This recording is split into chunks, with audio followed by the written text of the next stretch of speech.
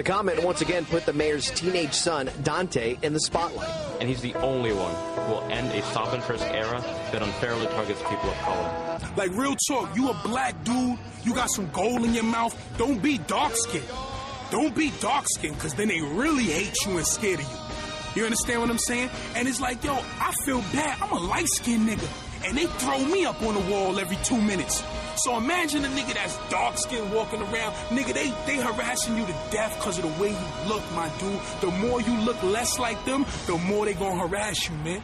Outside of court, Michael Dirajati's family refused to comment on the accusations, including one that is sparking outrage. The 8-year NYPD veteran charged with arresting a man on Staten Island without cause and lying that the man physically fought back to resist arrest. Later, investigators say he was recorded saying he fried another and used a racial slur, a word he was reportedly recorded using at least a dozen other times. They killed him. They killed Radio Raheem. Murder. They did it again, just like Michael Stewart. Murder. Eleanor Bumpers. Murder. Damn, man, it ain't safe in the whole fucking neighborhood. Never was. Never will be. We ain't gonna stand for this shit no more, Sal, you hear me? Ain't gonna stand for them fucking police. Punk. It's as plain as day. They didn't have to kill the boy.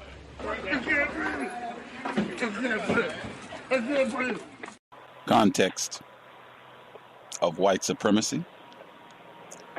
Gus T, Renegade, Justice, in for another broadcast, hopefully to share constructive information on the system of racism, white supremacy. Today's date, Sunday, August 3rd, 2014. So I have been told. Rather sobering introduction, but if anything, hopefully, this will help us to not be in denial and be more honest about the world that we live in, dominated by white terrorism. I know the death of Eric Garner, which was ruled a homicide in the past 48 hours. I know a lot of attention has been focused on that incident, rightly so. Anytime you have unjust loss of life, there should be attention, but this sort of thing happens every day, all day long, worldwide, not just in New York City. We are going to be focusing on the NYC for this program. As I stated at the conclusion of my report on Mr. Eric Garner, when I got to the bottom, finishing what I had to say about that incident, just to emphasize, this is a global problem. You can go back. We have done due diligence on what is commonly referred to as police brutality. We have done quite a few programs on this phenomenon, really something to be expected. Raymond Graham, he is a white male racist suspect. We had him on the program in June of 2010.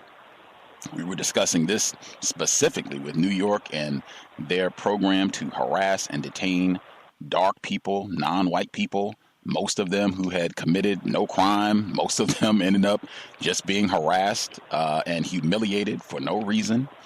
I think he said about 90% of these folks were non-white people, and it was about the same number, somewhere around 90%, no arrest.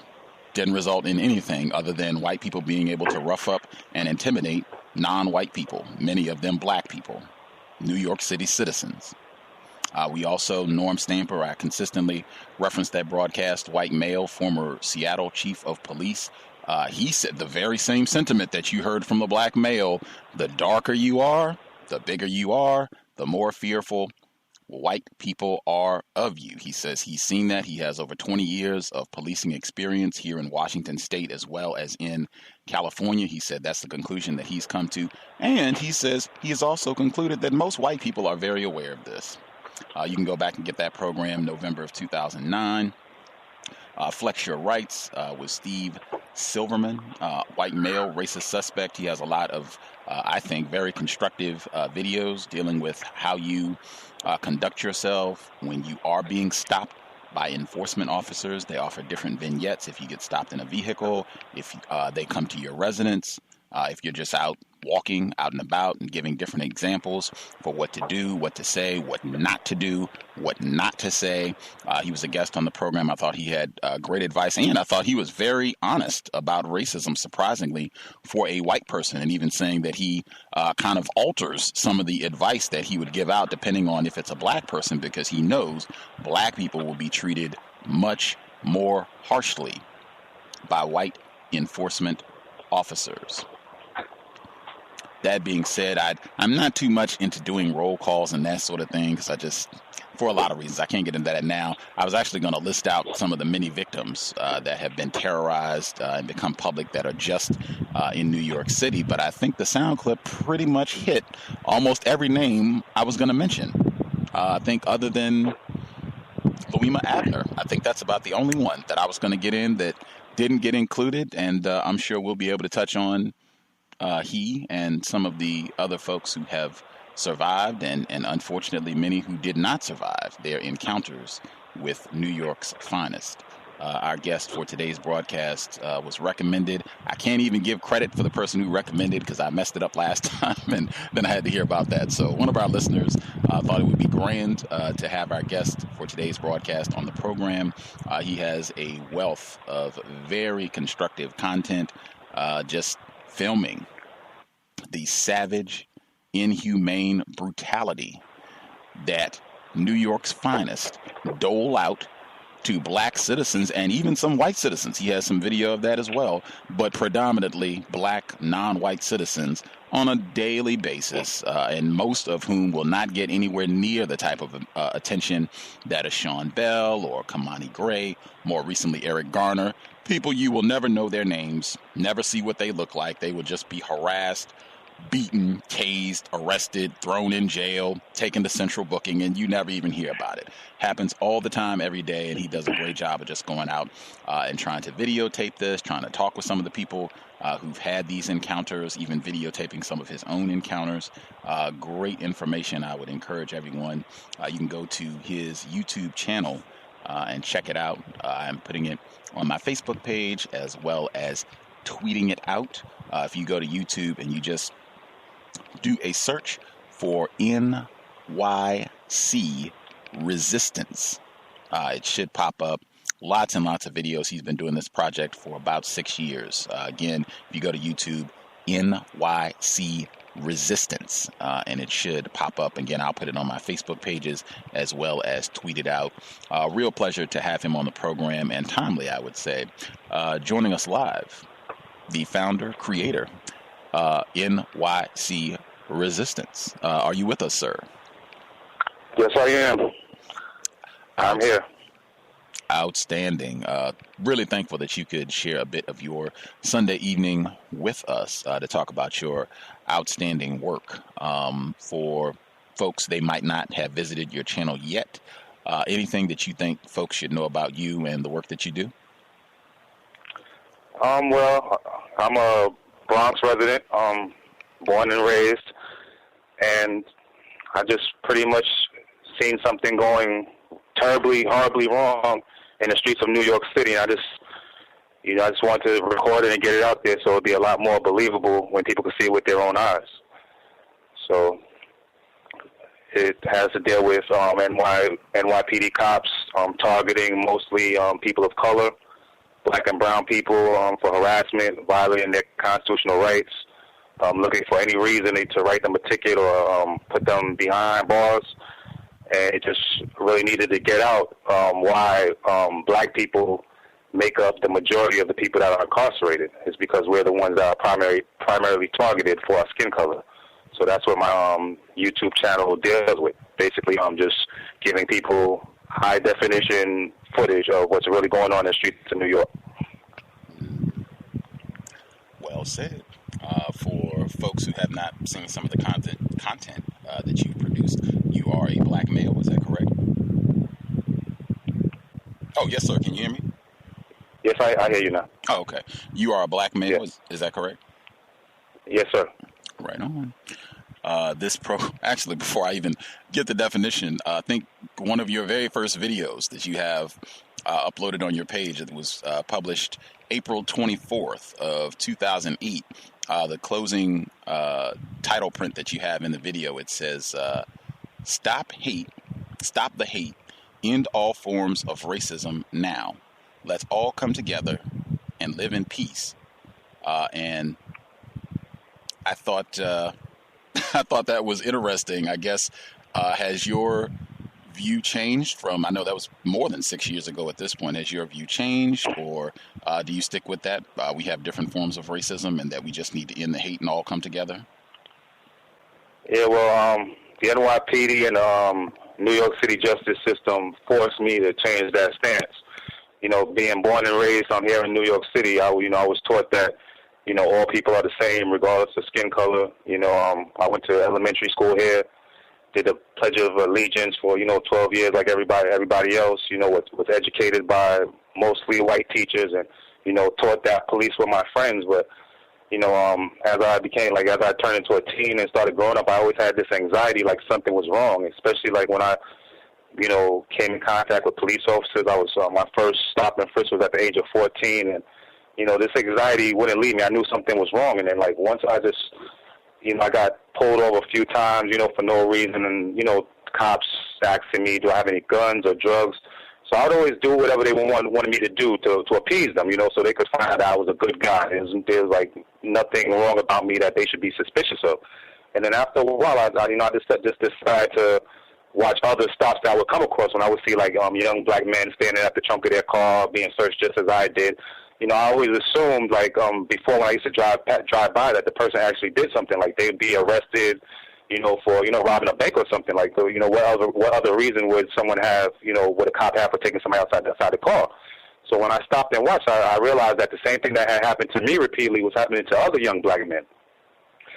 So it became like a big hot topic, maybe a year or two ago with Stop and Frisk and everything like that. And then it went to Supreme Court when, they trying to rule whether Stop and Frisk was unconstitutional or not. And then I seen that nothing really changed. So, like, I come to realize that this is the way it's supposed to be. They just never wanted it to get out that, black and brown people were being targeted by the police, and they have no intention of changing everything. So, I'm not going to keep with the same stance, begging people for justice that don't want to relinquish any justice or don't want to give us any justice. They just want to prolong things and drag it along with investigations and, lengthy trials and things like that. I'm not going to waste my entire life waiting for something to change when I know it's not going to change. So I just want people to realize it's not going to change. The only thing that needs to change is that we need to come together and forge a future for ourselves, change things for ourselves, because we're not going to get it from any justice system here in America. That's just, one man's opinion, in my opinion. This program, Context of White Supremacy, I have concluded we are in a global system of injustice that is the system of white supremacy, racism. I use those two terms as synonyms, racism and white supremacy. Same definition for both terms. The definition I use is as follows: a global system of people who classify themselves as white and are dedicated to abusing and or subjugating everyone in the known universe whom they classify as not white. Do you think such a system exists? Do you think that's an accurate definition? I think that's right on the money. Very, very accurate. Because that's what it appears to be. That's what's outside my front door. So I'm in total agreement. There is a system of white supremacy in effect, and it's carried out by predominantly whites in positions of power. Right on. Or so-called whites. Right on. I guess before we get to kind of getting into how you started doing the videotaping or recording, I'll say, and some of the other content, some of these other issues, just growing up, resident native of New York, did your parents talk to you about racism growing up? Did they talk to you about, what to do when you have contact, or if you should have contact with enforcement officers? And if so, what did they say? I was never taught by my parents about racism or anything else to be suspicious of white people. I was always taught to just work hard, do good in school, do a good person, try to stay out of trouble, stay away from bad influences and things like that. I wish my mother had taught me about racism and the things that exist in this world and the things I would have to deal with. I pretty much had to discover all this for myself, and it was quite a lesson. The conclusion I came to was one that I learned myself. I haven't been influenced by anybody. No one told me to feel the way I now do about so-called white people. This is something that they taught me themselves. They taught me that they're pretty much my enemy by their actions and what they physically and verbally and mentally have done to me. So no, to answer your question, no, I was never taught by my parents about racism or white supremacy or to see anybody as different. I was taught that by the New York City Police Department. Wow. What was your experience like? Like, were you being stopped? I know you said you were stopped when you were 14 by NYPD's or the NYPD. Was this a regular occurrence in terms of being stopped by enforcement officers before you even reached the age of 20? And if so, what were some of those experiences like? Yeah, I mean, well, when I first started, when I was old enough to go to the store by myself, my couldn't really leave the house that much when I was younger, but like at the age of 14, I was able to start going to the store, the corner store by myself. And then when I was 14 years old, me and a friend of mine went to the corner store to buy something, and we got stopped, and two undercover cops jumped out and said, we got a call for two black males with white T-shirts and dark pants, and they repeatedly searched me and kept going back to my general area, searching that again and again, and I didn't know what to make of it. I thought it was a legitimate search, and that very first time, and I was happy it was all over, and I just didn't think any much of it. I just hoped I didn't get in trouble because from going to the store, because I didn't want to have to tell my mom that I got stopped by the police or anything like that. It was embarrassing, but then it would keep happening continuously, again and again. When I started driving, same thing. I would get pulled over now. They would want to search the car. Whose car is this? Who does it belong to? Any guns, any drugs in there? Can we search? This and that. And I mean, you didn't want to say no.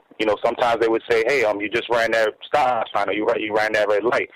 So you don't want to argue. You didn't do it, but you don't want to argue with them. So they say, I'll tell you what. Let me search, and if I don't find anything, I'll let you go.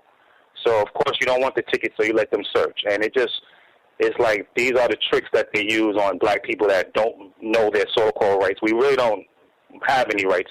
That's what I now believe. But, if you came and cited, like, what's the probable cause? You don't know the correct answers.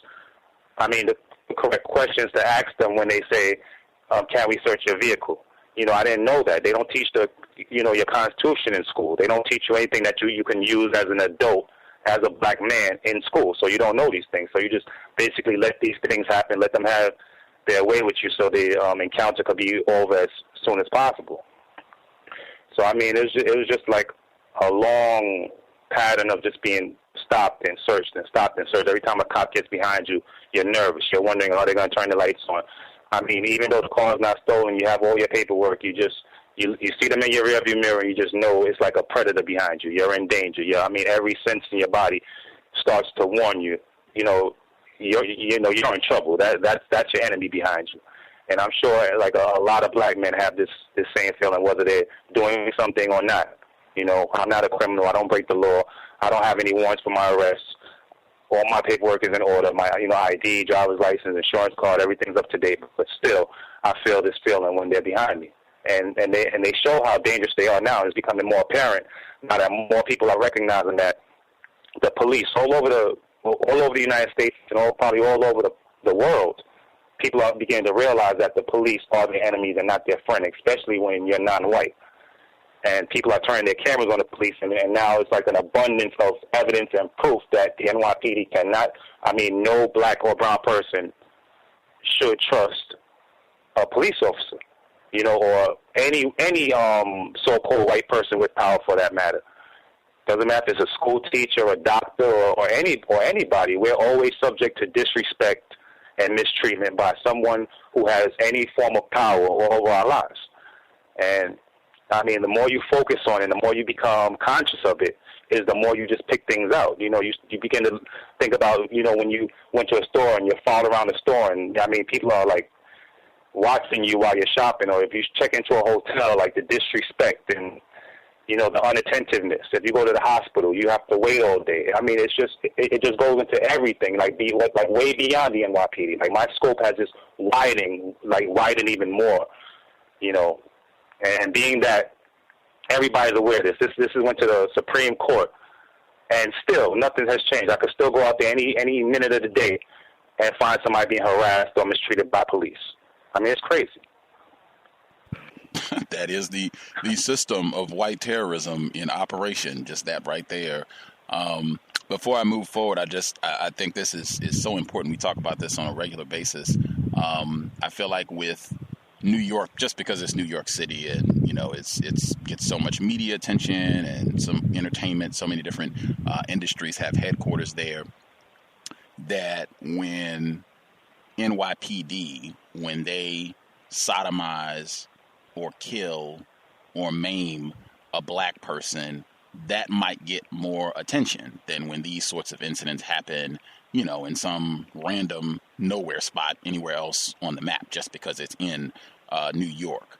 And you said that you really didn't get information from your parents and, not from school, certainly not with a lot of white teachers, about racism, white supremacy, or how to conduct yourself should you be stopped by enforcement officers. And I just want to kind of flesh that out. If you grew up in New York, really regardless of what time period you grew up, there would have to be at least one, probably even more than that, 1-2 instances of major cases that got national attention where police brutalized a black person. Like if you go all the way back to like the 1960s, it would be James Powell, where it ended up being a riot for 6 days where they killed an unarmed 15-year-old black male.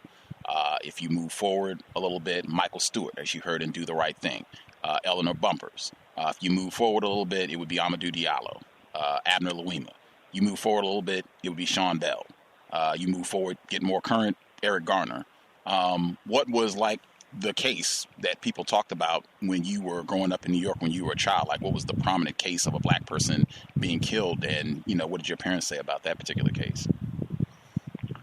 Well, my parents, they worked a lot, and we really, discussed, topics like that. I was, more into, they more into, tell us about good things. They try to keep us away from stories like that. But I know about Abdul Louima and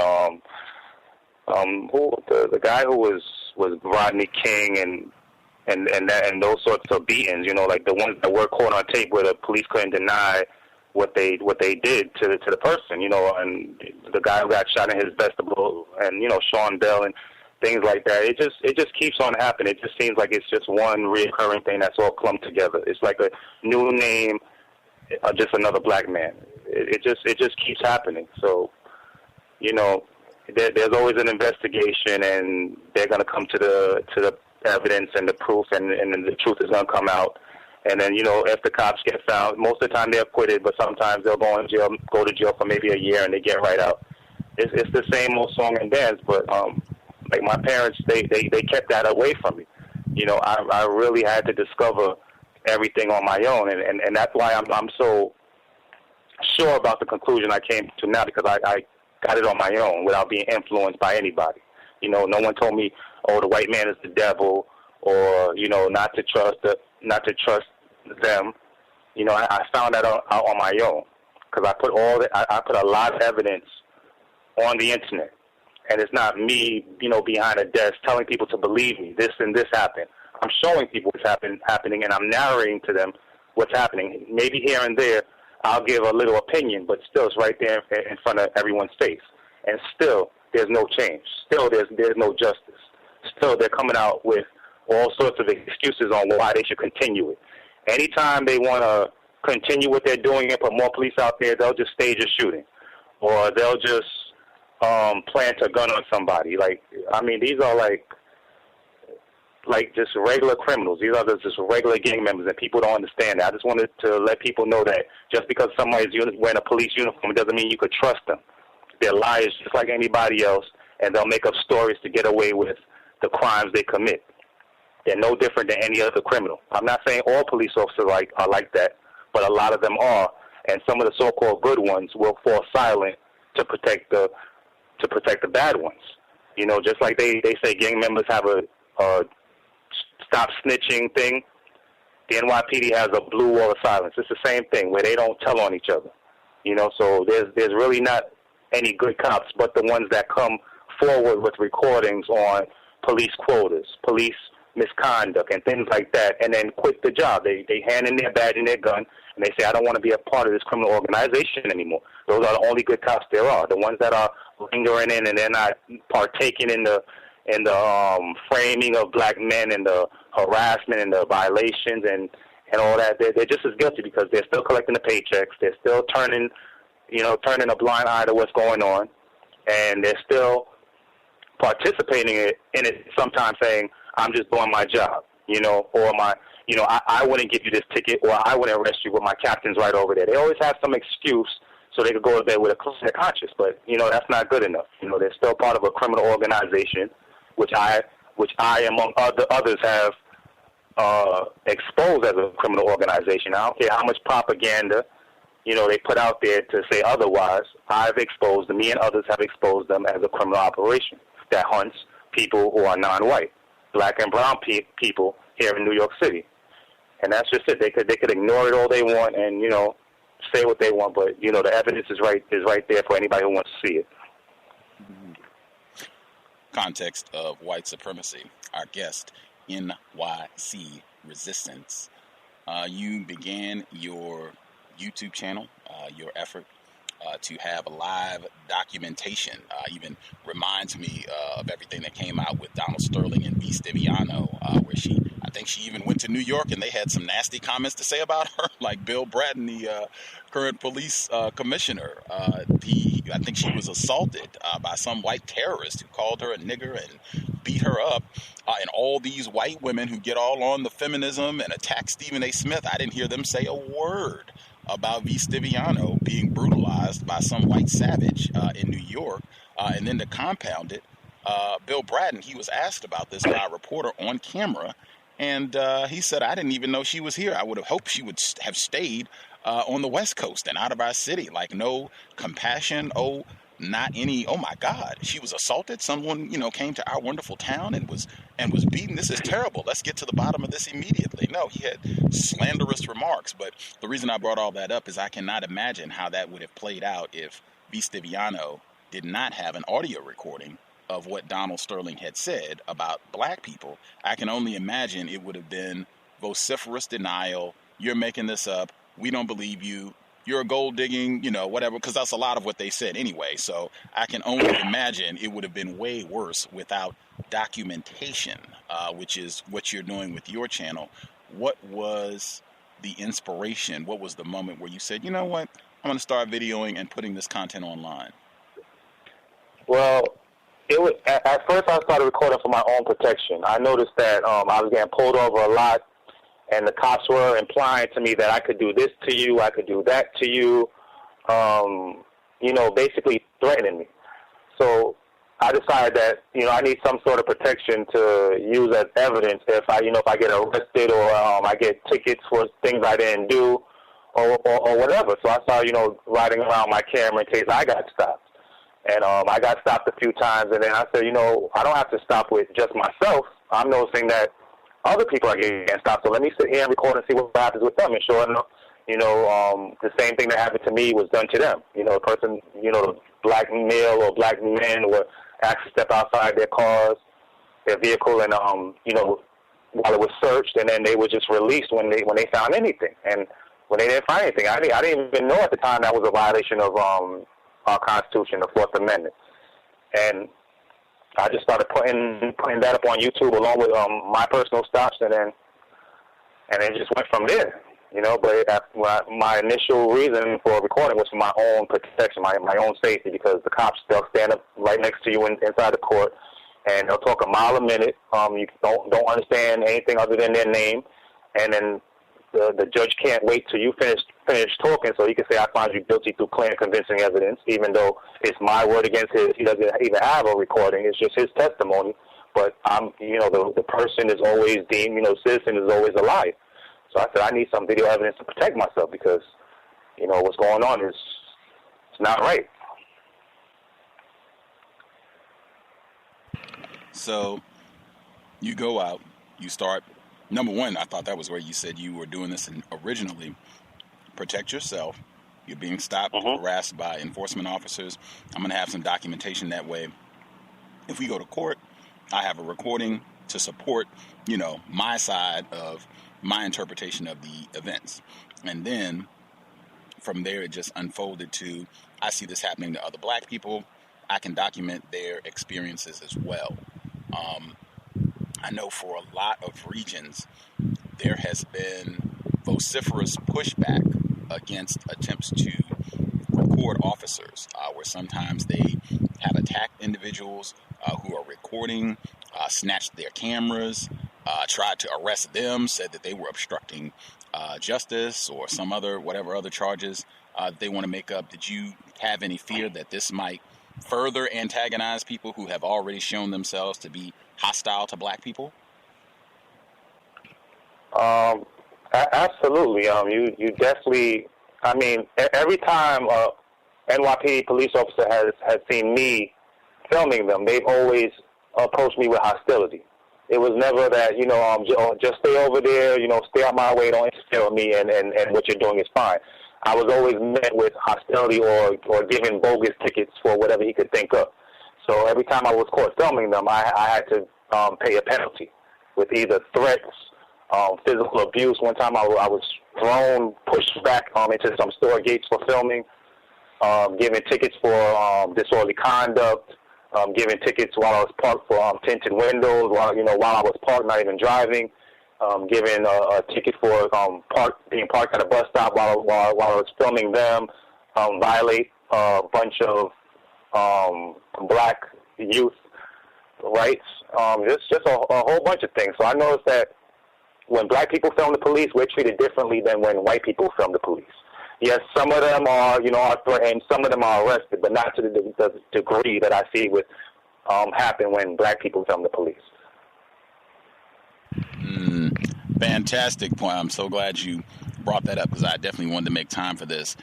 Folks who, if you've been listening to the Cows for a minute, we had Christina Gonzalez and Matthew Sway. They were on our program 2 years ago, summer of 2012. For folks who, if you don't recognize the names, they got a lot of attention. There were, I guess, some posters that were put up in one of the New York City precincts where they were described as professional agitators. And because they were doing something similar, they were going out and filming enforcement officers. Major difference, Matthew Sway, he is a white man, and Christina Gonzalez, she is a suspected racist. I said that when they were on the program. I asked for a racial classification. She said she was not white. I asked her sexual partner, Mr. Sway, what he thought of her racial classification. He wouldn't answer the question. I saw her specifically online a little while after they were guests on our program, and she identified as white.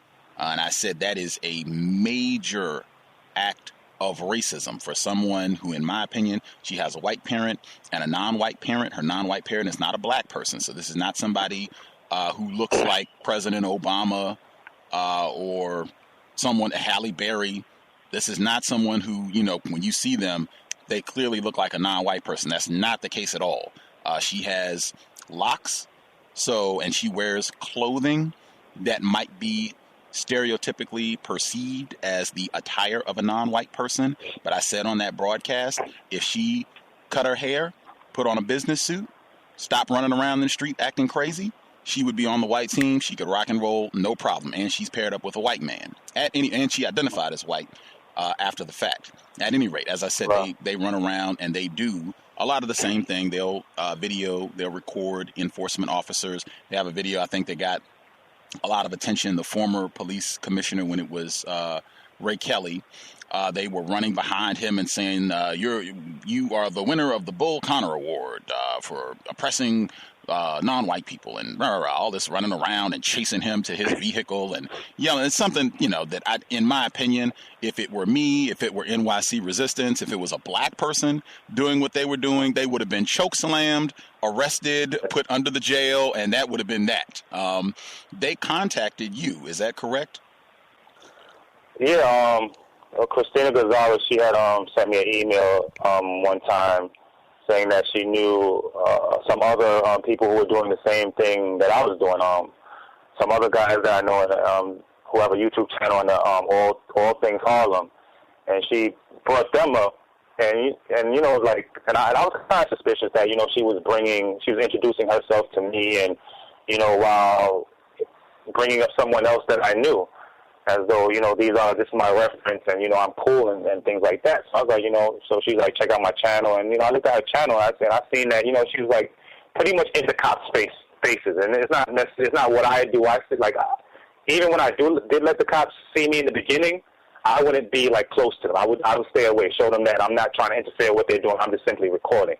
She's more like engaging them, so it's kind of different, and I wouldn't suggest that anybody do that, especially, a black or brown person, someone who's obviously not a white person. I wouldn't suggest anybody do that. You stay away, especially if you're by yourself, but she just had a totally different approach to what she was doing, and her name is out there, her full name is out there, I was like, that's kind of strange. You're dealing with armed criminals that will hurt you. So, yeah, she did contact me. I'm sorry if I'm, like, going into dragging it out, but yeah, I just wanted to tell you how we met and everything like that. Oh, no apologies needed. I appreciate the detail. Yeah. She wanted to collaborate? Is that why she was contacting you? She wanted to personally meet and collaborate with the cop watching, and with whatever recording the police. She did express that she wanted to meet me, and I was like, I was very hesitant to meet anybody because I'm skeptical of everybody, especially who really doesn't have any lengthy time doing this. Who doesn't really. There's no evidence that they've been doing this for a long time. So it's like, I just didn't see enough on her YouTube channel. It wasn't a lot of videos up and not a lot of views. So it wasn't anything about her. It was just that she didn't have a long track record of being dedicated to exposing the NYPD. I see. Yeah. What? Because at least in my view, it seems like there are a growing number of white people who allege to be really concerned about stop and frisk in New York. Like, this is a huge problem, and I think Bill de Blasio, he capitalized on that big time. But even before he, ran and won the mayor's seat, there were a lot of white people like Christina Gonzalez, Matthew Sway, I think one of the white guys that contacted you for the Vanguard documentary, The War on Weed. There's another white guy who did a short documentary film on Stop and Search. He was a guest on our program. It just seems like there are a growing number of these white folks who are like, yeah, this is really messed up, and the police are just messing over black people and non-white people, and this needs to change. Like, what is your view? I guess, number one, before I even get your view, do you think that's accurate? Are you seeing that? Because you're right there. Are you seeing it? Does it seem like there are more white people that are addressing this, or at least talking about this? Well, absolutely. There's a lot of people coming out the woodworks saying they want to make a documentary, a lot of filmmakers and, this and that. What it shows me, it's like a scathing indictment that they know it's wrong. First of all, they know it's wrong because everybody wants to jump on the bandwagon and they want to cover it and they want to talk about it. It's in the newspapers, it's in the news reports, there's documentaries, short films, YouTube videos, everybody's on it, so they know it's wrong. If it was something that they're not so sure about, well, we're not too sure the NYPD is really violating people's rights, they wouldn't be so interested in it. They know it's clear-cut wrong, and there's a plethora of evidence all over the internet saying that the NYPD and other police departments all around the United States are hunting black people. That's a certainty. And all these white people that, they want to bring it to light all of a sudden, I'm like, why do they want to do this now? Why weren't they doing it before? They had, plenty of time to bring this to light before black people started filming the police and black people started putting all these videos up. Why do they want to contact people who have all this footage now and make documentaries on it? You know, I think they're just looking for awards. They're looking for recognition. They're looking to make a name for themselves. You know, that's what I think. I think they really don't care. Because at the end of the day, they go off to their neighborhoods 30, 50 miles away from where black people are being hunted down. A lot of times, they don't have any footage of their own. They got to contact people like me to get the footage. You know, they have no interest in living around black people. They just want to make these documentaries so their name could be up in lights. You know, so, I mean, in my opinion, I think that's why they're getting involved. But it's clear that they know it's wrong. And that's why they want to get involved. Because it's a heart jerker, you know, what's happening to little black black children, 10 years old, teenagers, older men, you know. So that's why they're getting involved, because they just want the notoriety and fame, in my opinion. Ross Tuttle, that's the other white person's name who I agree with your assessment, just looking to hop on the bandwagon, get their name in lights, do a documentary film, write a book, just use this as a means to capitalize, make some money or make some sort of profit for themselves. And I think also, at least my assessment, I think there are a significant number of white people, their job, their means of practicing racism is to promote the erroneous belief that there are white people who are not racist. I think that is extremely powerful. I think they know that we have been, as you said, having white teachers and watching all of white television and seeing all these wonderful white people on TV, and just the thought, if, you know, we just could convince them to like us and love us and validate us, I think that they know that is a very powerful notion that we've been contaminated with. And if you get a few white people who come out and say, you know what, you black people have been messed over, I agree. Let me write a book about this or do a film about this and that sort of thing. I think they know that will add a lot of confusion, so that we say, see, it's not racism. White people get messed over by police too. And some white people are out fighting with us. They're making films too. Look at Ross Tuttle. Look at Christina Gonzalez. I think that they know that contributes to the confusion and us just having an accurate understanding about how all of this operates. One of the key concepts that I kind of raised when Matthew Sway, and even some of these other, I think it was a big point of contention when Ross Tuttle was on the program. His documentary is The Hunted and the Hated. That's the name of his documentary, I think. I see my footage pop up in their news reports and this and that. It was probably only one or two people. I think it was the War on Weed and Eyewitness News that I released my footage to, you know, so to get it out. Because with the War on Weed, I want to show the contrast of how, you know, young black men are arrested here in New York City for small amounts of marijuana, whereas in Colorado they have these weed dispensaries where people are selling weed. You know, white people are just selling weed and people are buying it without getting arrested, and cops are handing out free Doritos. So they had that contrast in the documentary, you know, and it's crazy. And then we blacks are told we have the highest incarceration rates. Yeah, because the laws are made to target us.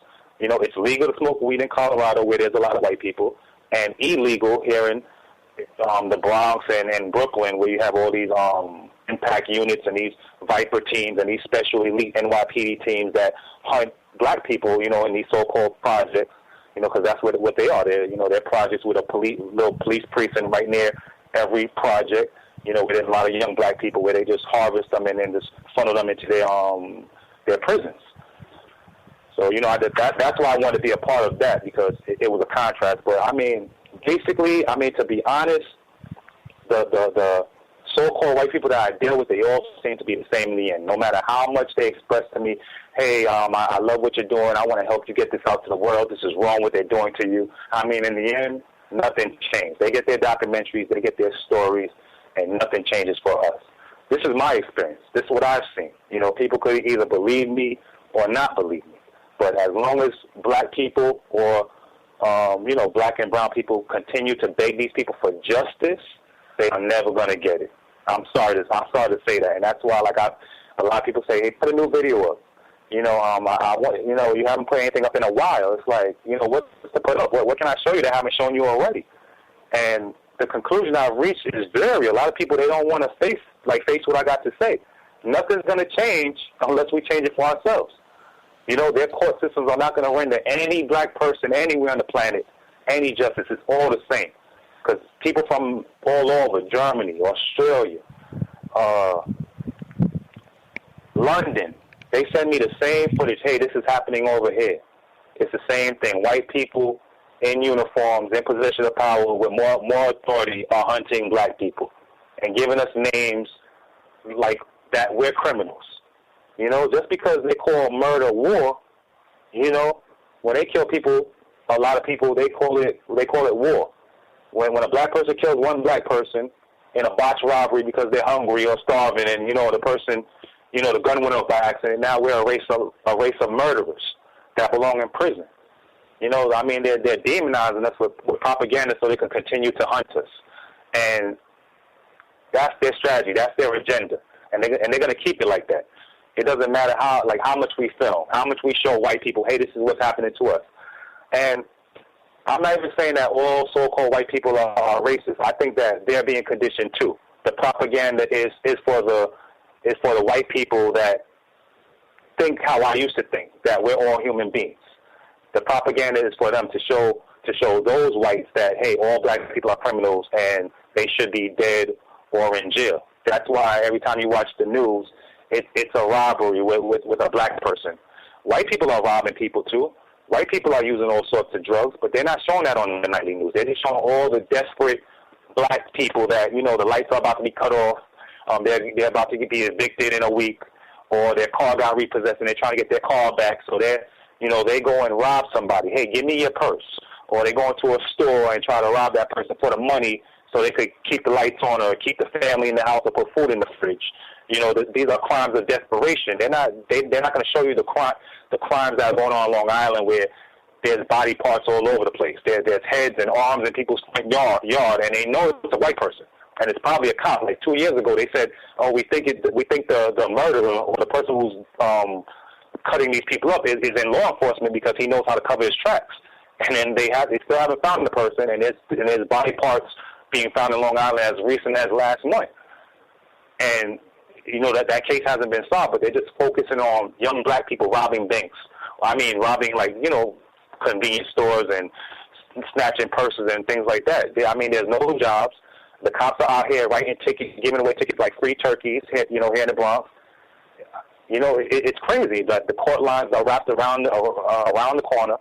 Whether it's criminal court or traffic court, is nothing but black and brown people or black and Latinos, whatever people classify themselves as. But they're not white.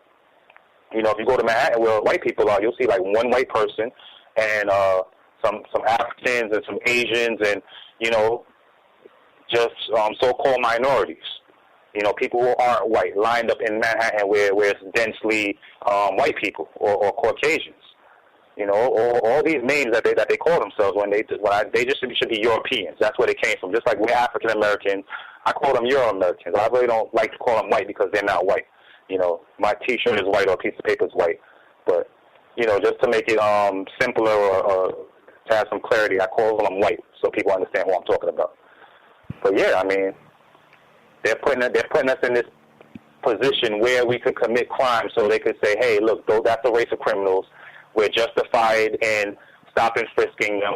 We're justified in mass incarcerating them. We're justified in exterminating them. So they're conditioning the white people who may believe that, not all black people are bad into changing their mind, saying, hey, all those people are bad. They're born bad. It's in their genetics. It's in their genes. And that's what all this propaganda that you see on the news and in these sitcom shows is all about, even in the papers. And another thing, like even on my channel, cut me off at any time if you want to go to another topic, but even on my channel, when I read the comment section, a lot of white people, whenever I bring up race, and I say this is about racism, this is about the skin color, they'll say, no, this ain't about racism. It's about power. It's about those who have and those who don't. It's about the government against the people. They always try to take me to that. And I'm like, listen, it's about the skin color. You're not going through what we go through. And they want me to believe that it's happening to everybody when I know for a fact that it's not. When I go to Manhattan where there's a lot of white people, I still see that one car that's pulled over by an undercover cop or a yellow taxi cab with black people. Out of all the cars driving back and forth with white people driving them, the car that they stop happens to have black passengers. Or the person they stop on the corner happens to be a black man.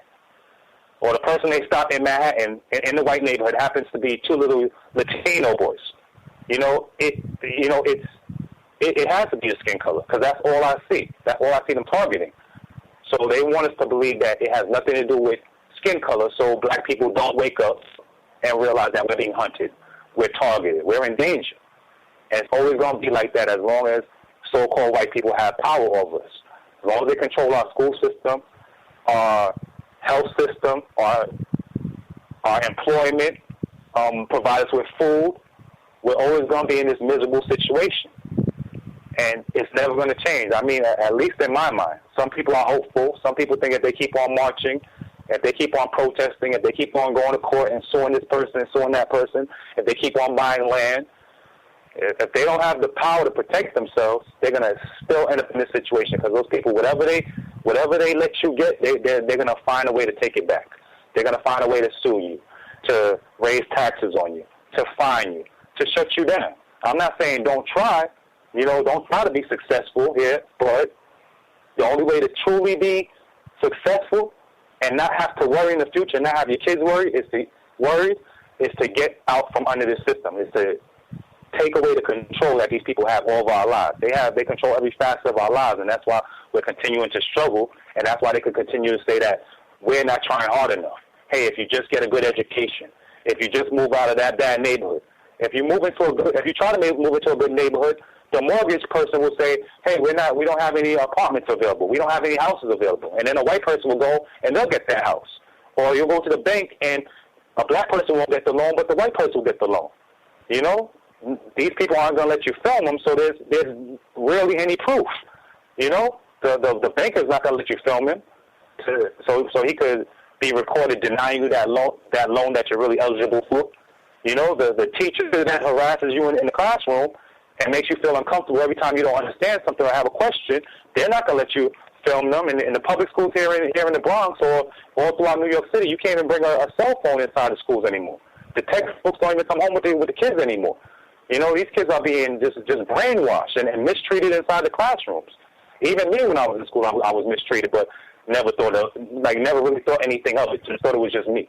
The teacher would ask me, hey, does everybody understand? I raise my hand. I don't understand. And then she asked the rest of the classroom, does anybody else not understand? And everybody's too embarrassed to raise their hand, so when the test comes, everybody fails. That type of stuff goes on where we're made to be uncomfortable with everything that we do. And that's why we don't reach the heights of where white people reach, because they're comfortable. They get the best of everything. Yeah, and we get the worst of everything. So that's just how my brain works. It just goes from one thing to another. It's just one big chain of events that all connect to put us in the situation where we're in now. But ultimately, I don't see black people ever having fruitful, productive, positive lives living under this system of white supremacy. And it's a dangerous system. It's a ruthless system because it's almost invisible, and it's easy to deny that it exists. Absolutely agreed. I feel like you kind of answered it, but I want to make sure we cover as much ground as possible. But I feel like this is an important one because it pops up so many times. I hear this from a ton of non-white people. I hear it from almost every other white person, both with racism in general and with police white terrorism, that the problem is white people are not aware that this is happening. Like even Matthew Sway, Christina Gonzalez, Ross Tuttle, I've heard all of them. That's why we're doing this work. White people just don't know. And so if we can get this recorded, if we can get this on camera, and we can take it back and show them, they'll understand that this is a real problem, this is happening, and then they'll be motivated to change. What is your view on that? That concept, that belief, that mythology that white people are just not informed about this? Some white people, they don't know about it, but what do they do when they do find out about it?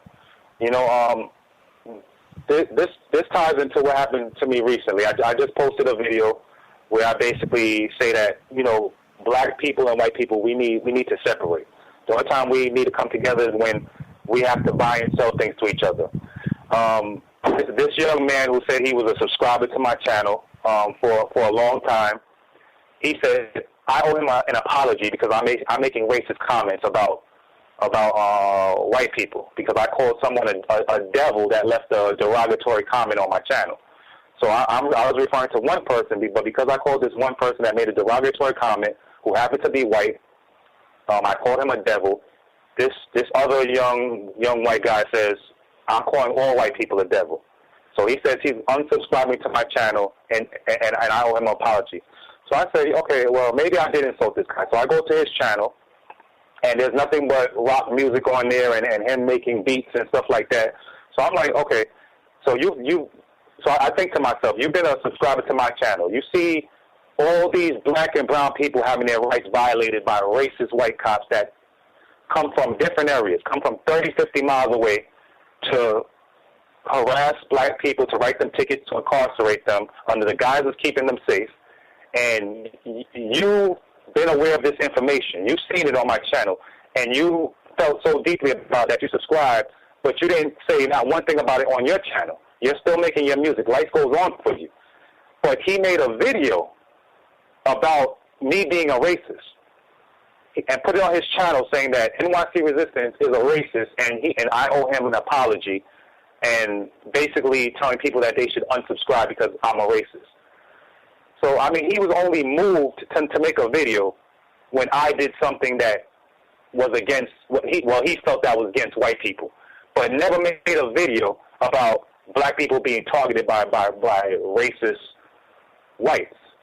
So it's like even when they do find out that we're going through what we're going through at the hands of white supremacists, they don't do anything about it because they're not going to sacrifice their quality of life for black people.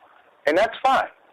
You know, it's fine that they don't want to give it up, but don't deny it. Don't try to say racism doesn't exist.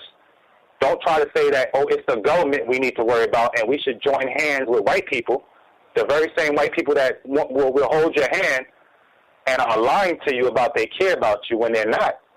They really don't care. They just want to quiet you down about this racism stuff so that they can have moral authority to go all over the world and bring democracy all over the world because, I mean, that's what I think it's all about. I think that they want black people in America to be quiet about racism so they can go all around the world and say, hey, we're going to solve all your problems. We're going to save you from dictators and tyrants. We're going to install democracy. You know, we're the moral authority. Meanwhile, they steal land, they kill people, they poison people, they depopulate the planet. I mean, they can't do that if they've been identified as racist, as racist, which they are. You know, so they lie and try to mask it so we stop talking about it. You know, but I think more people should film the police. I think more people should go into, like, Barney stores and see how racist the clerks are. I think more people should try to book a hotel and show how racist that person is. Or go into the hospital and see how racist some of these doctors are. Or into the schools. So I think the whole world needs to know so they can finally stop doing business with these liars and deceivers that just want to gain access to you so they can hurt you. And that's all that's going on, because when they find out, when regular white people find out that, you know, what's really going on at the hands of our so-called protectors, they don't care. They don't change anything about what they're doing. They keep on making their music, keep on making their beats. And it's only when you say it is about my skin color that they get angry and get upset and try to distract you or deter you into something else about the government and we're all in this together and it's about the rich against the poor and all this confusion. That's all they want is confusion when it's simple. It's if you're black or brown, you're going to be targeted and mistreated, period. If you're white, you better go along with the mistreatment or you're going to be treated like the blacks too. And they know this. And that's just how it is. Context of white supremacy. Our guest, accused racist, apparently, Mr. Nycresistance. That's another very common pattern as well. When a black person brings up racism as a problem, saying, hey, I'm being mistreated, these white people are being unjust, all of a sudden, you're a racist, common, very, very common, should be on the lookout for that as well. We'll see if our co-host, Justice, no relation, she has any questions she would like to ask for the listeners. There they go right now, on cue. For listeners, if they have any questions they would like to ask, the number 760-569-7676, and the code is 564943#. Press star 6 if you have questions. That number again, 760-569-7676. The code 564943#. Press star 6 if you have questions. Before we get to Justice, just give a little flavor of some of the content that is on the Nycresistance YouTube channel. Lots and lots of videos, 6 years worth of material. I thought it's also important, the point that he made, it's not just that these officers abuse and terrorize black people, non-white people in total. These folks are out committing all kinds of crimes. All kinds. And I mean, you can go to his channel where NYPD officer convicted of raping an elementary school teacher. Former NYPD officer convicted of pedophilia. NYPD officers selling drugs. I mean, just all kinds of, even down to parking in front of fire hydrants, double parking on the street, things that, normal citizens, it would be, hey, shouldn't be breaking the law. Law-abiding citizen, we wouldn't be bothering you. Where they go out and are breaking laws all the time. And I know this is not just happening in New York. Quick video snippet to kind of give some evidence on that, and then we'll see if Justice has any questions. Context of white supremacy. Drunk in his police cruiser. He crashed a police car early this morning in the East New York section of Brooklyn. Eyewitness News reporter Jeff Begay is at the scene with the story. Jeffrey? Yeah, Bill, I want you to take a look across the street behind me here, right on the other sidewalk. You can see the utility pole that took the brunt of the impact. That is where the police cruiser crashed. According to the NYPD, the officer involved has been identified as 31-year-old Christopher Morris. He's a 5-year veteran of the force, and he works out of the 75th Precinct, but his career may be over after what happened out here early this morning. Take a look at the photograph that we have of the accident scene. The squad car slammed up against an SUV and a utility pole. The police officer losing control of the cruiser, and police believe they know why. According to the NYPD, the officer was driving drunk on the job. According to published reports, Officer Morris was attending a fundraiser at a Brooklyn diner, jumped into his cruiser, and then near the intersection of Shank Avenue and Sutter, slammed into the utility pole. It happened at about 4 a.m. Numerous witnesses say the officer appeared confused. He checked himself to see, I guess he was shocked that he was still alive, I guess, after hitting the pole so hard. And then he put on his vest. I mean, he came out the car kind of shocked and, dazed out. Again, the police officer was on duty and in uniform, and he, according to investigators, was driving drunk. He also refused, they say, to take a breathalyzer test. He's been suspended without pay. He should be arraigned sometime tonight. We'll keep you posted. We're live in East New York. Jeff Begay, Channel 7 Eyewitness News. Context of white supremacy. And that is an older video. He even has more recent content on the channel from the past 7-8 months or so, where they have more reported incidents of enforcement officers driving under the influence. our co-host, Justice. If you have any questions you would like to ask NYC Resistance, your line should be open. Please proceed. Can I be heard? Yes, ma'am. Great. Greetings, NYC Resistance. How are you doing? I'm doing fine. That's great. Okay, so it seems like you have a pretty good understanding of racism, white supremacy, what it is, and how it works. I was just wondering, what age did you start to get a really good understanding of racism, white supremacy? I would say after the whole Stop and Frisk thing went to the Supreme Court, and they basically gave the judge a hard time after she rendered her verdict, saying that, you know, she was kind of biased towards the NYPD. That's when I really understood that nothing was going to change. Because a federal judge said Stop and Frisk is unconstitutional, and the NYPD needs a federal monitor, and things need to change. She found that there were a lot of constitutional rights violations, and Mayor Bloomberg and Raymond Kelly at the time, and Patrick Lynch and some other people, they just basically said, no, her ruling is biased, and, you know, like, they want to overturn it. That's when I realized that nothing was going to change. I gave it to that. I said, let me see what becomes of this whole trial thing, but it's the same old song and dance. They're just going to prolong everything, and at that time is when my whole stance changed on what's going to happen with racism and white supremacy here in New York City. What made you want to learn and understand it?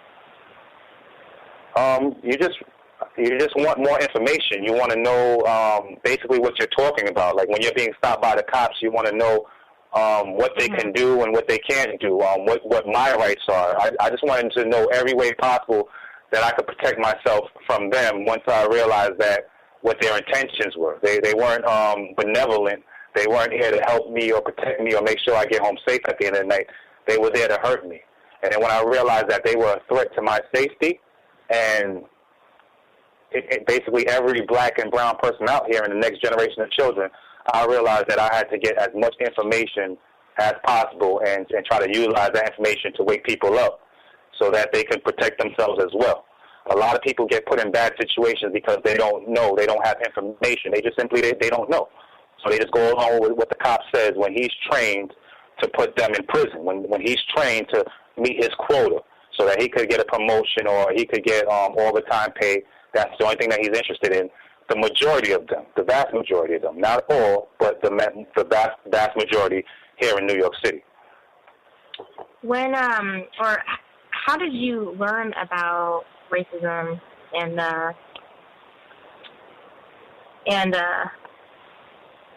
so how did you learn about white supremacy and, like, how it works and stuff? Well, I mean, growing up, there were people like Louis Farrakhan that would say, you know, the white man's the devil.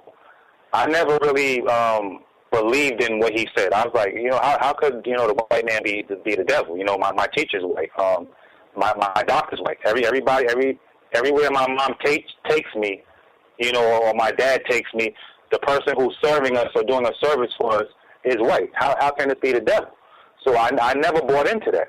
But as I, you know, matured and became older and taller and bigger, you know, like, you just can't ignore the vibe you get, the stares you get.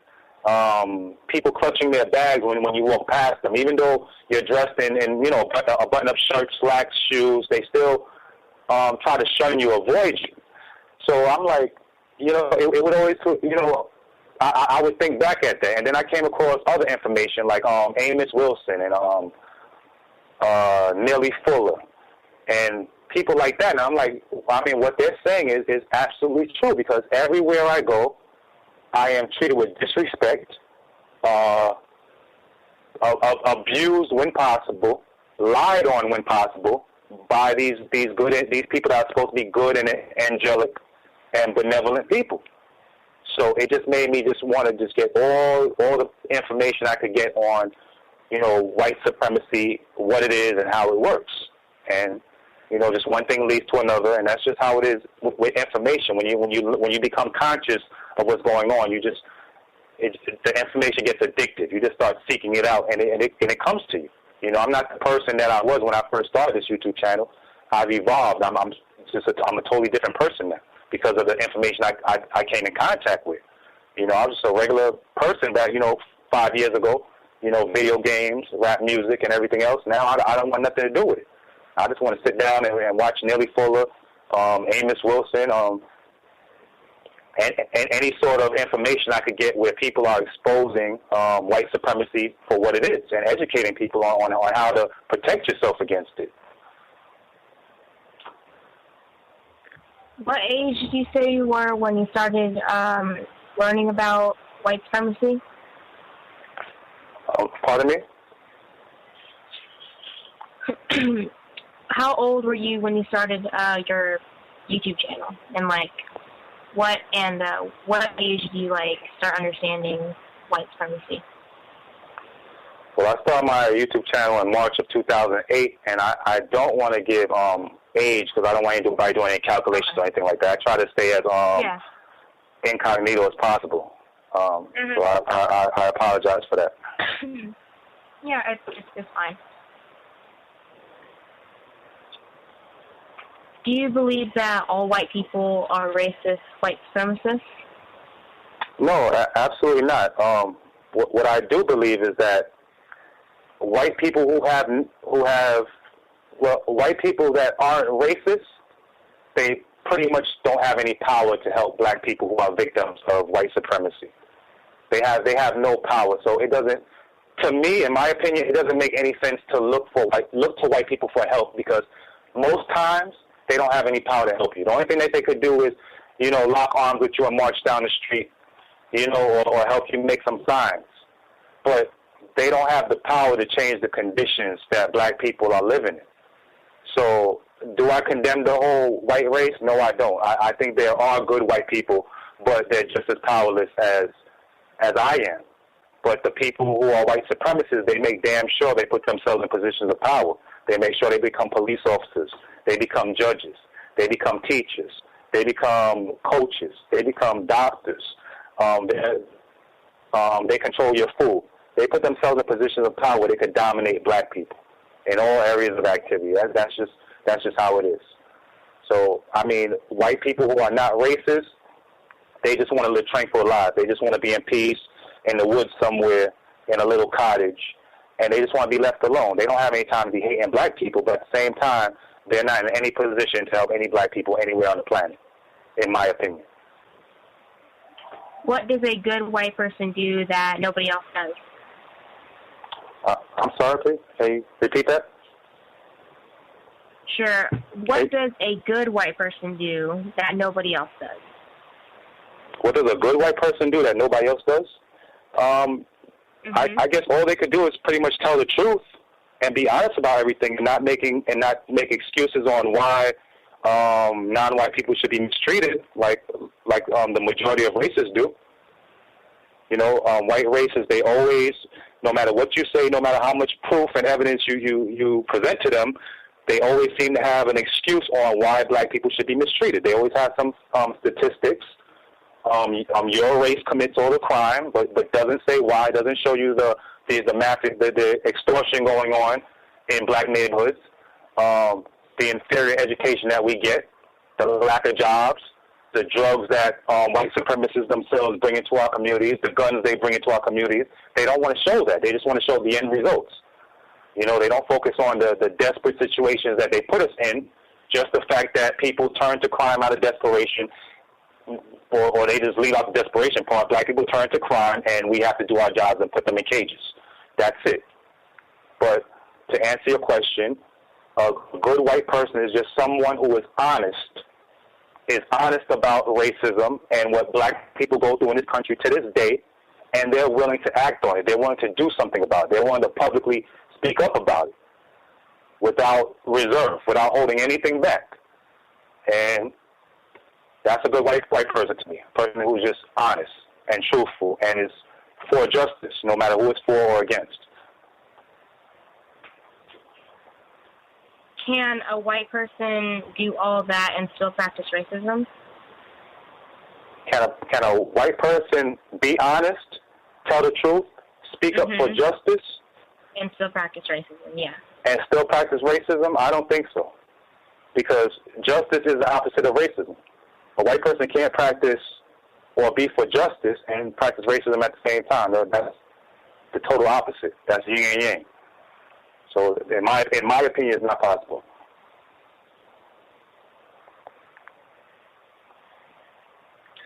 How far do you think white people are trying to go with white supremacy? How far? I mean, it's sky's the limits right now. A few months ago, the Ebola virus went missing from a CDC lab here in the United States. Magically, it's now infecting people in Africa. There's a bunch of missionaries with pale skin, European missionaries fleeing Africa, who are known as the usual suspects when things go wrong and black people start dying. You're going to have white people fleeing that area, which is now happening. Doctors who may be infected, or missionaries and doctors who have been infected, may have been infected with Ebola, are returning from Africa, and black people are dying. So you get that. Ebola went missing from a CDC laboratory here in the United States. It magically popped up in Africa. People are dying. I think that's pretty far. Whenever a human being is dying as a result of someone else, I think that's pretty far. Can I prove it? I can't prove it, but I suspect it.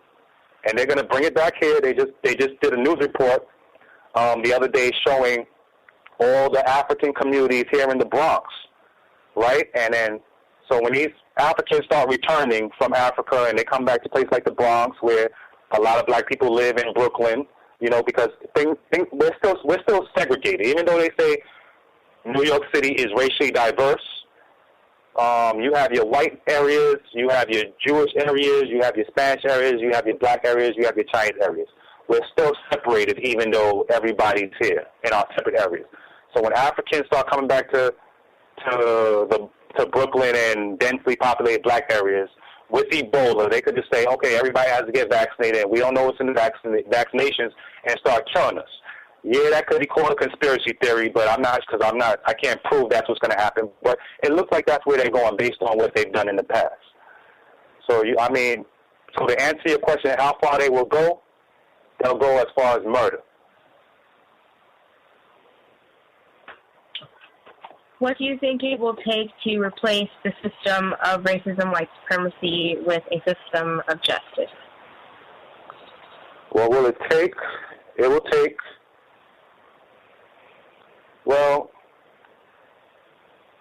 the European race at large, they seem at large, and I'm not talking about the ones who may be good. I'm saying the Europeans that practice racism, they seem to have no intention of stopping the system of white supremacy.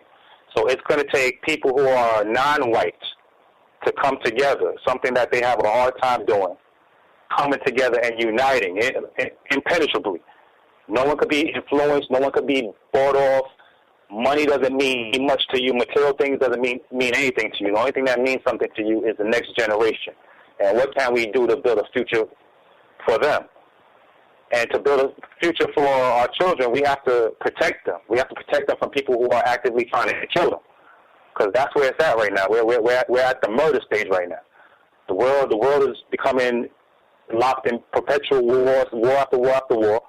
The majority of the people that are being killed are black and brown people all over the world.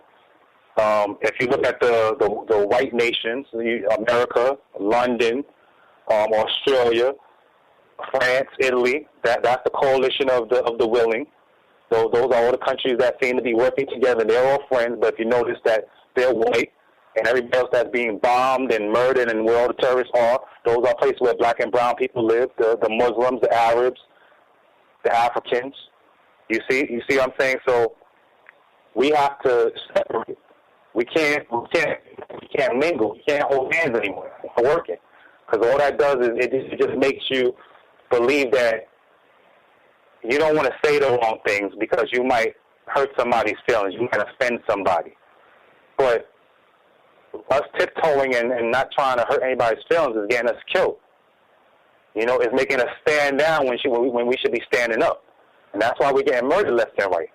You know, we just have to totally separate and not worry about hurting anybody's feelings, and this fairy tale of a world where everybody's getting along is not going to happen. Too much of us are dying without pause. So, I mean, I believe that the only solution is to separate, completely separate. White people live over there, black people live over there. The only time we communicate is if we got something to trade, something to buy from each other, some information to exchange, and that's it. Because nothing else is working for black people's benefits. You know, look at the situation that we're in right now. The black man in America right now is the number one criminal. We're the number one murderer, according to the European. And they'll have a piece of paper that they drew up saying that, hey, our statistics show that you're the criminal and you belong in that cage that we just built. You see what I'm saying? And we can't, you know, like, we don't have no statistics of our own because they're in charge of making the statistics. You get my drift? So as long as we're living under their system, we're always going to be the ones who are eligible and deserving of mistreatment, incarceration, and murder. So we have to, the only way to escape this system of racism is to leave it, is to separate from it. Because they can murder at will. All they got to do is start a war and say there's a terrorist over there. They did this and they did that. And they have the moral authority to bomb you into a glass parking lot. You know, and they just say we have the right to defend ourselves even when they're on the offensive. Even when they're coming after you, they say we have the right to defend ourselves. So this is the type of enemy, the type of demon that we're after. See, I use words like demon and devil because I can't say naughty, I can't say bad. Those words aren't harsh enough. They're not serious enough. So I say devil and demon, you know, because those are words that are a little bit more harsher and deserving of these people that carry out these atrocities all over the world. Did that answer your question?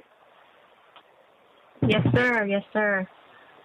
You say on your website you are more likely to be killed by a drunk cop than a terrorist. How did you come to this? Well, simply by how many terrorists have killed Americans. During 9/11, I believe it was about 5,000 people that died in the World Trade Center. How many people have been killed by cops? A hell of a lot more. I hear that it's 10 or 15 people every day that's killed by a cop. I could be wrong, but I know it's a lot more than 5,000 that were killed on 9/11. You know? Mm-hmm. So, I mean, anyone can look up the statistics. I don't know them off the back of my hand, but I know police here in America have killed a lot more American citizens than that died on 9/11. So that's how I came up with that statement, because it's accurate and it could be proven.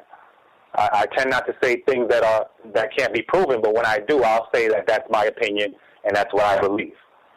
So that could be looked up, that could be verified, that more cops kill citizens than terrorists do here in America. Oh, and to be exact, drunk driving, yeah, because I made a compilation of all the cops that have been involved in hit and runs where they killed citizens crossing the street. Just recently, an NYPD cop shot a guy 6 times.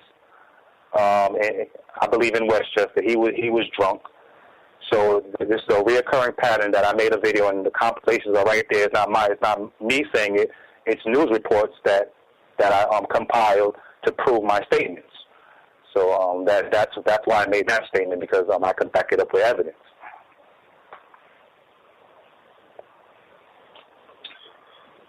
Why do you think white people want to criminalize black people every chance they got? Well, or have. Why do they want to criminalize us? Because during slavery days, they were just basically working good people to death, people that weren't criminals. They were just working them for their own benefits, for their own enjoyment, to build their houses, to build their countries, and to live good, and to dominate them and feel good about themselves. And a lot had to do with jealousy. Today, you know, America wants to be the moral authority over the world, the beacon of freedom and justice, you know, where everybody should come if they want freedom and equality. So they have to put on this masquerade that the only people that they target are criminals. So because America is still run on racism, and they want to justify their racism, they have to criminalize or demonize the target population, which is black people. So that's why they want us to be recognized as criminals. Thank you for answering my questions. Let's go right ahead. My pleasure.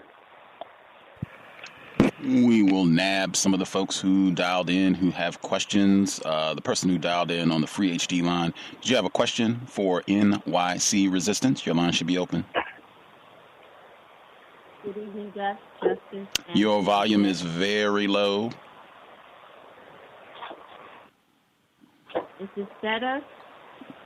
It's a little better. If you could speak up or if you could give us a little more volume, that would be helpful, but I can't hear you. Okay.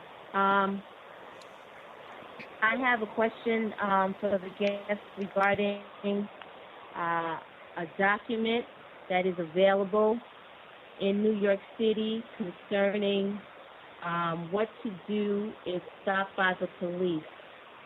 This document was seen by me for the first time when Eric Adams, who I believe now is the Brooklyn Borough President, put his face on it. But it was originally published by the New York City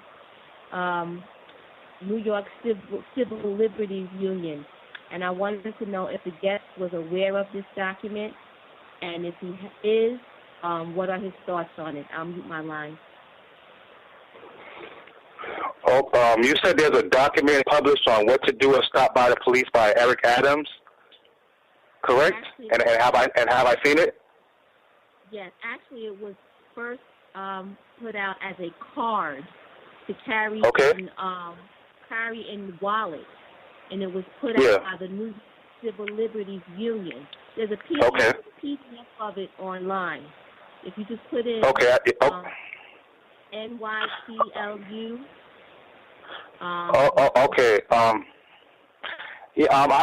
I'm not familiar with the particular card you're talking about, but I have seen a number of these pamphlets and cards that black males are supposed to carry around with them, and what to do if they have to interact with a police officer. To give them their, to basically obey, to be respectful, to give them your identification, to make your hands be seen. I believe that any information on how to deal with the police in a constructive way, where it's to protect the person being stopped and as well as the cop, so the cop doesn't feel threatened or nervous, or it could just end as quickly and as with no sort of interaction. I believe any sort of information is good. I'm not familiar with the one that you're mentioning, but there's a lot of them in circulation. I think that people they have to really do research. They have to go from, and learn the law, because nothing's stronger than the actual law. Read the Constitution, find out, the real law on what not to do. Because I can't say that's a good card, and I never seen it. But any information is good, especially when they're trying to help black people during these interactions, because there's a lot of young black males that don't have a clue on how to interact with police. But I'm not really familiar with that card. If you go online and if you put in your search engine NYCLU, what to do if stopped by the police, the PDF will come up. And I think that with the information that's on that card and the current stop and fondle thing that went on, that there might be a lot of confusion with regard to the information there, and just a lot of confusion even with some of the information that's there if you take a look at it. And that's all. I just wanted to know what your thoughts were on that. I'll mute my line. Okay. Right on. I'll see if I think I got the link she was talking about. I'll post it on my Facebook and Twitter so folks can check it out. Might be of some value to people in the NYC area. The person who dialed, Mr. Demery 4. Mr. Demery 4, your line should be open.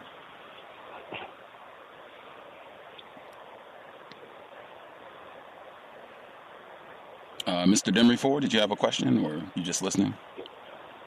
Yes, can I be heard? Yes, sir. All right. Good evening, Gus.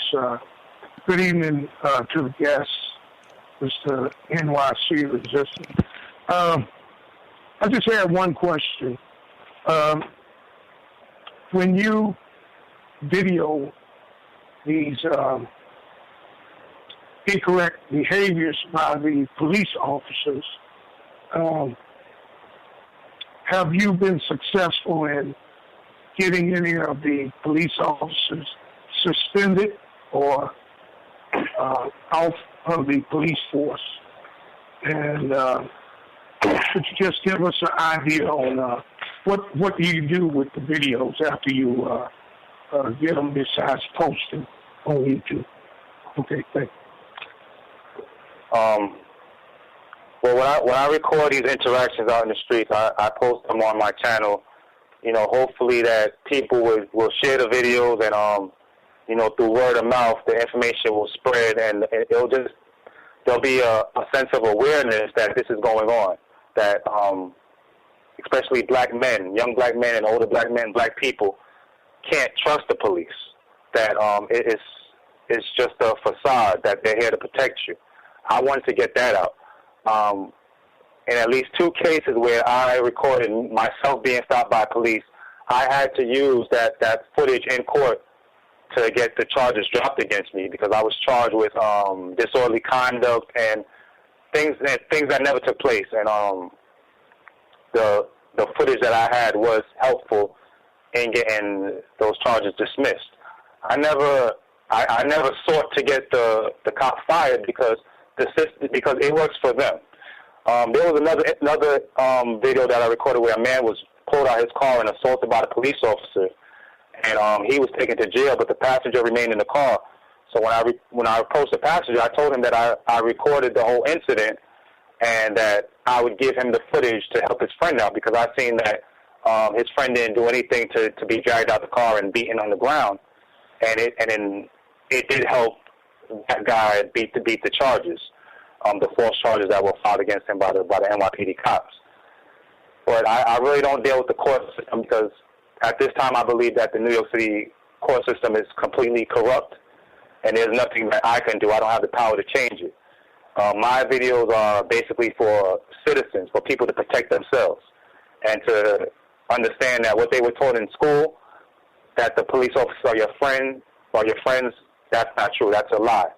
It's something that basically puts sheep clothing on a wolf, so that they can approach you and you trust them, and you answer their questions that can land you in jail. So it's basically just my videos are just there to show people that just how the police don't trust you, you should not trust them. You should always be suspicious of the cops. In my earlier videos, I would say that not all cops are bad. These cops, my videos are not to undermine the hard work of the NYPD, but their reluctance to change their ways has made me change my stance and my view of the NYPD on a whole. So other than me posting my videos on my YouTube channel and putting links on Facebook and Twitter just to get the word out and to try to override the programming that police are to be trusted, anyone in a uniform is a good person, I just want to nullify that and to let people understand that that's not true. That's programming and it's a lie.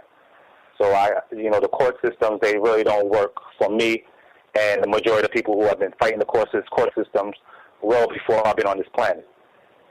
So does that answer your question, sir? Hello? Yes, it did. Yes, it did. Thank you. Thank you very much. And thanks for coming by the show. And I applaud you for your efforts. You're getting out and you're doing something that's public service. And just be careful out there. All right. Good night. I appreciate that. Thank you. Caller, last 4 digits, 6492. 6492. Did you have a question for NYC Resistance?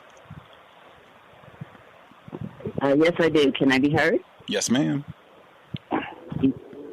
Yeah, I I've been following the Eric Gardner case and, just totally appalled by it. And I noticed that Commissioner Bratton, he has stated that he was recommending, quote-unquote, retraining for all the police officers. And so I tweeted him to ask him, well, why didn't he do that when he got all those videos and pictures from his attempted propaganda stunt with, pictures of my NYPD. I never got a response from him, but I'm just wondering what your thoughts are, or had you heard anything, or do you have any ideas of what kind of supposed retraining they could do to even help? All right. The whole thing with Bill Bratton, when Bill de Blasio selected him to be the new police commissioner, I automatically Googled his name and seen that he was police commissioner before, and he's the one that came up with the broken windows policy, he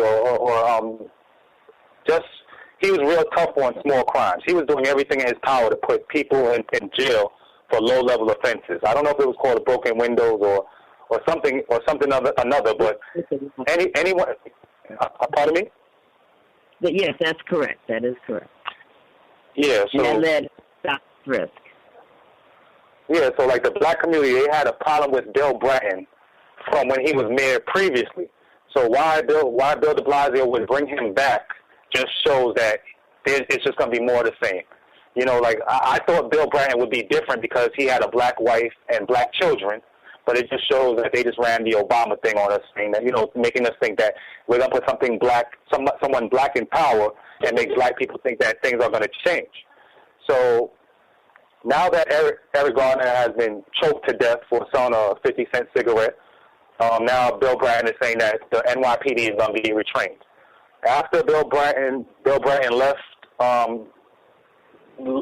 the first time, he went to LAPD and was police commissioner there.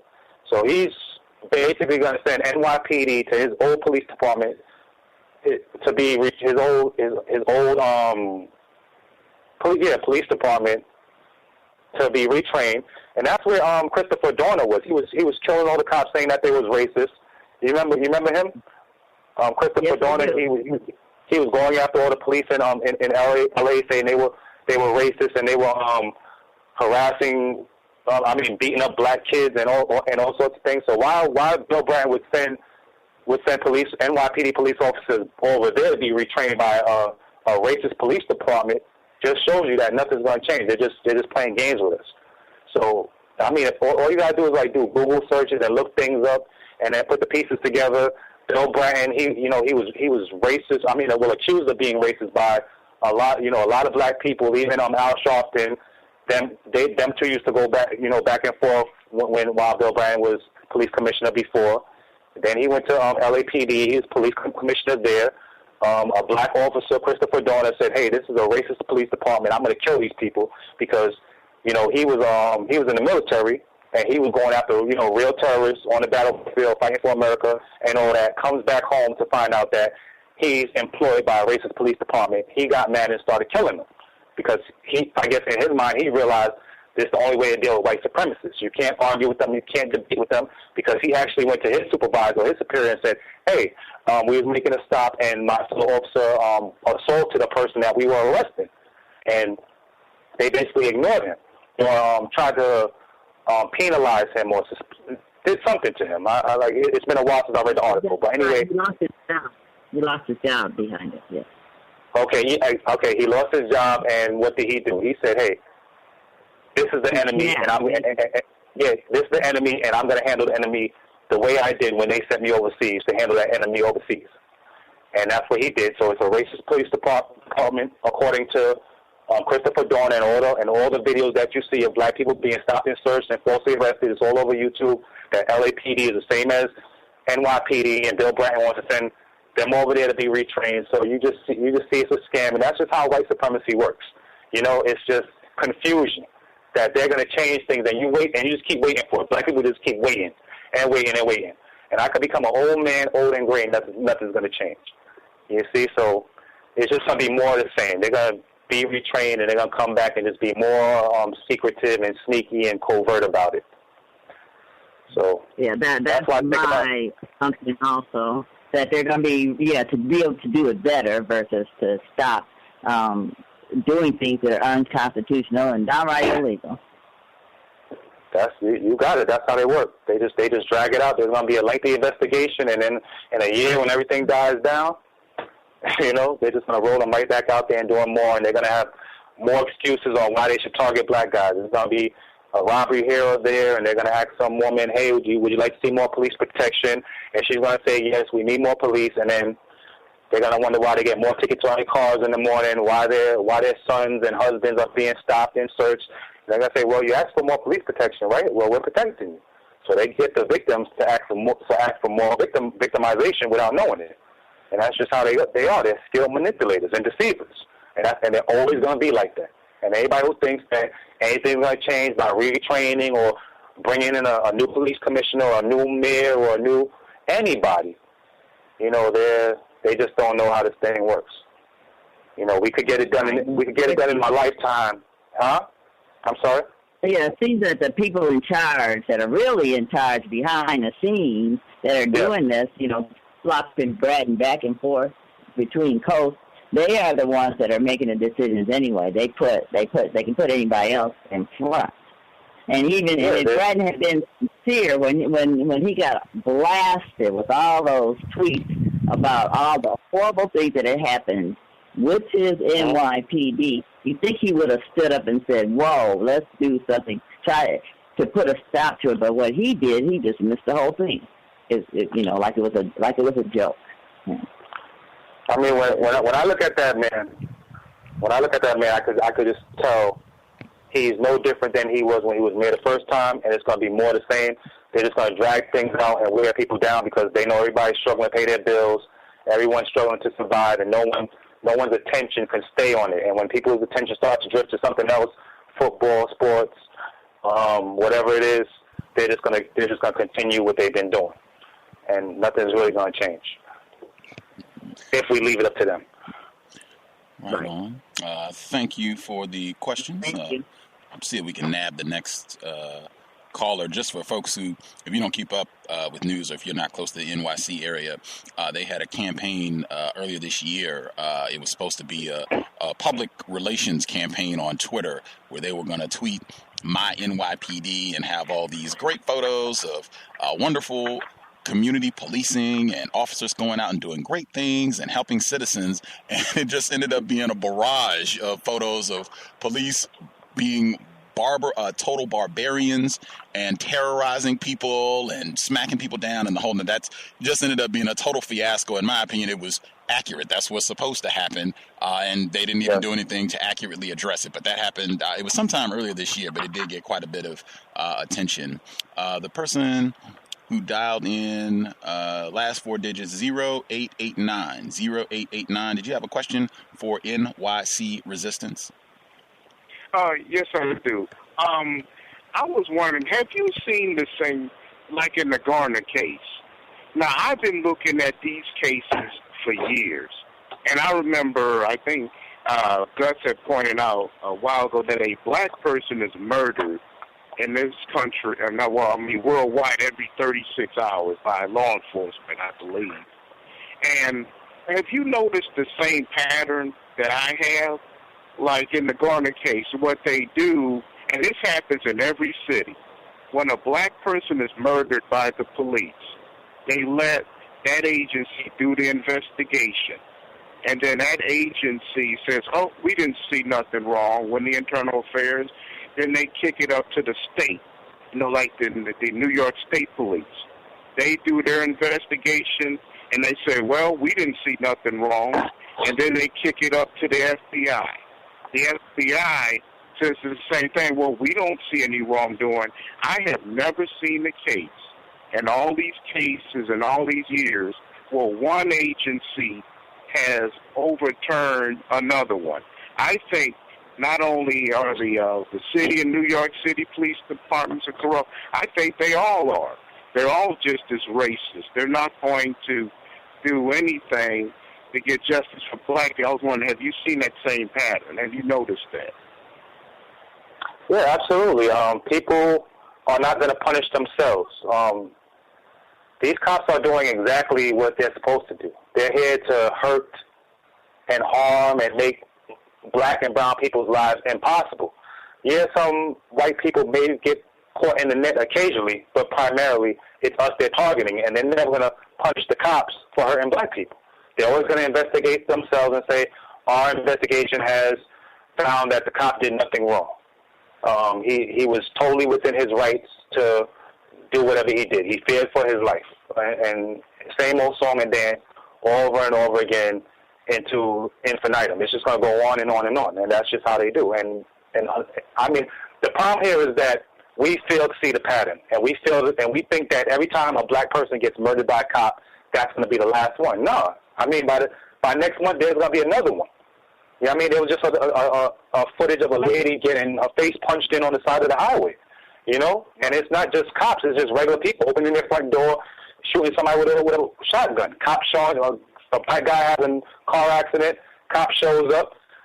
I mean, the guy is staggering towards the cop for help. The cop takes out his gun, shoots him. He's unarmed, but the cop says, "I feared for my life." It's just the same old thing. You know, it's regular people it's regular people at their house or cops with uniforms. I mean, once you focus on the skin color, everything makes sense. You know what I mean? It's black people continuously dying. Go ahead. Right. And yeah, okay. And true, I agree. You're right on. You hit the nail on the head. The other pattern that I've noticed too is with these grand juries. When it goes to court, and I've seen this before. I've seen this for the last 20 years. When they go to court, the first thing they're going to do is pick an all-white jury.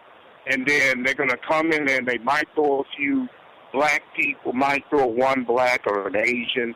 But then the cops have always gotten off. The white people come out crying at the court, and they've gotten off. And the last thing that I was listening to, that what Al Sharpton said to Bill de Blasio, what I would have told, what Bill de Blasio fails to realize, what I would have told him is that not only could that happen to your son, it could be your daughter and your wife. Because I have never met a black person in my lifetime who was immune to white supremacy, no matter who their parent was or no matter who they were married to. And if he doesn't understand, have him ask Obama. I'll mute my line. I agree. All right. The person that dialed in, last 4 digit, called in from a block number. Person that called in from a block number. Did you have a question for Nycresistance?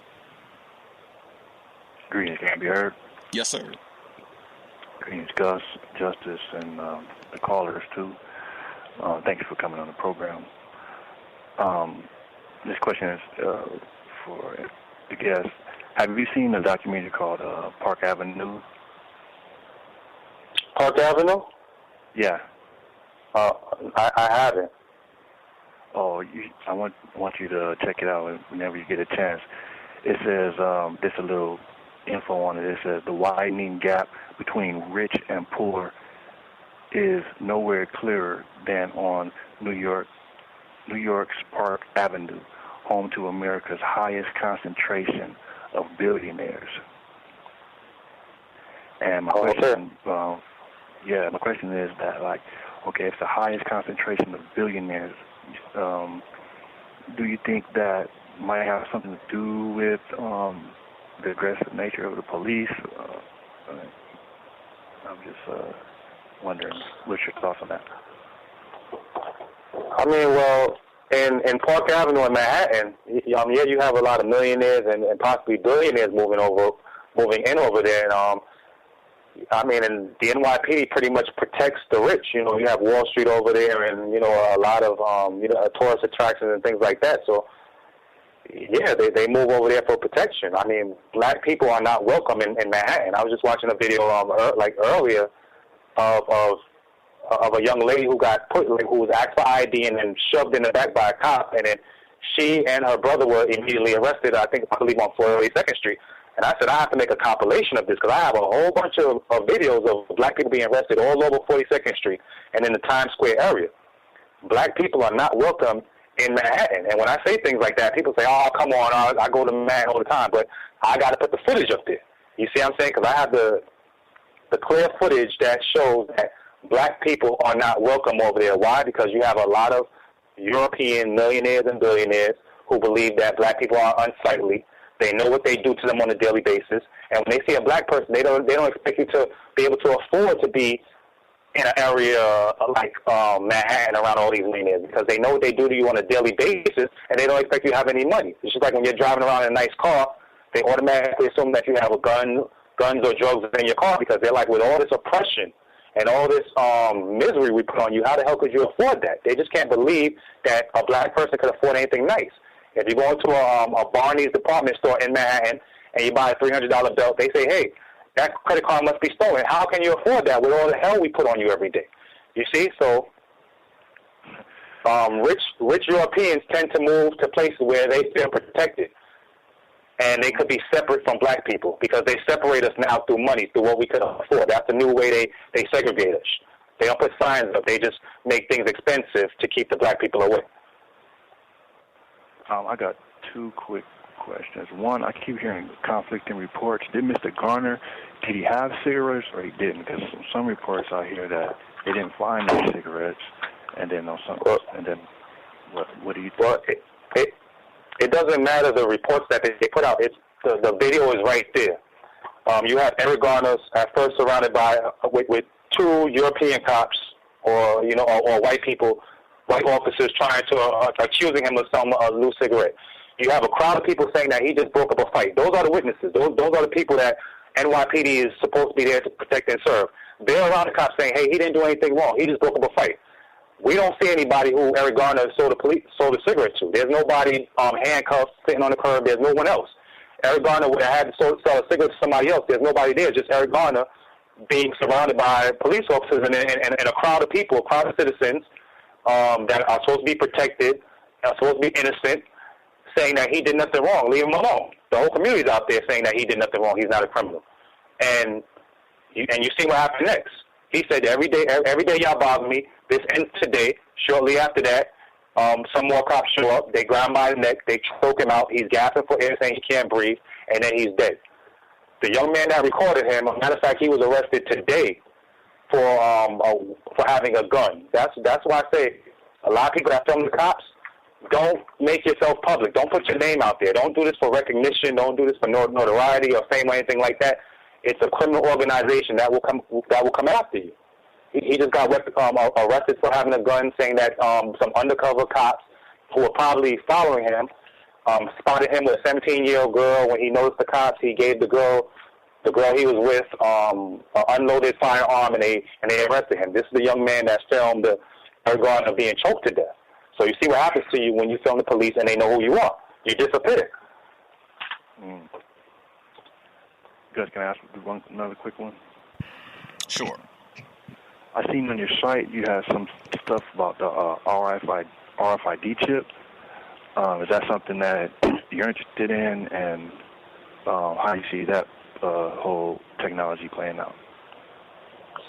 Yeah, well, I personally believe they want everybody on the planet chipped like cattle, because that's what they think of us. That's why you have so many people who are poor and so few people that are rich. They want to keep us, tracked and easy to find and this and that. But that ties into that whole new world order thing. And right now, I don't really get into that, because once you get to that new world order thing, you start thinking that, it's all of us people against the government. The government wants to chip us. The government wants to, survey us and spy on all our phones and this and that, when it's really black against white. I think for things to be more clear in our minds, and for especially black and brown people or just non-white people to do what they have to do, we have to start seeing things in black and white.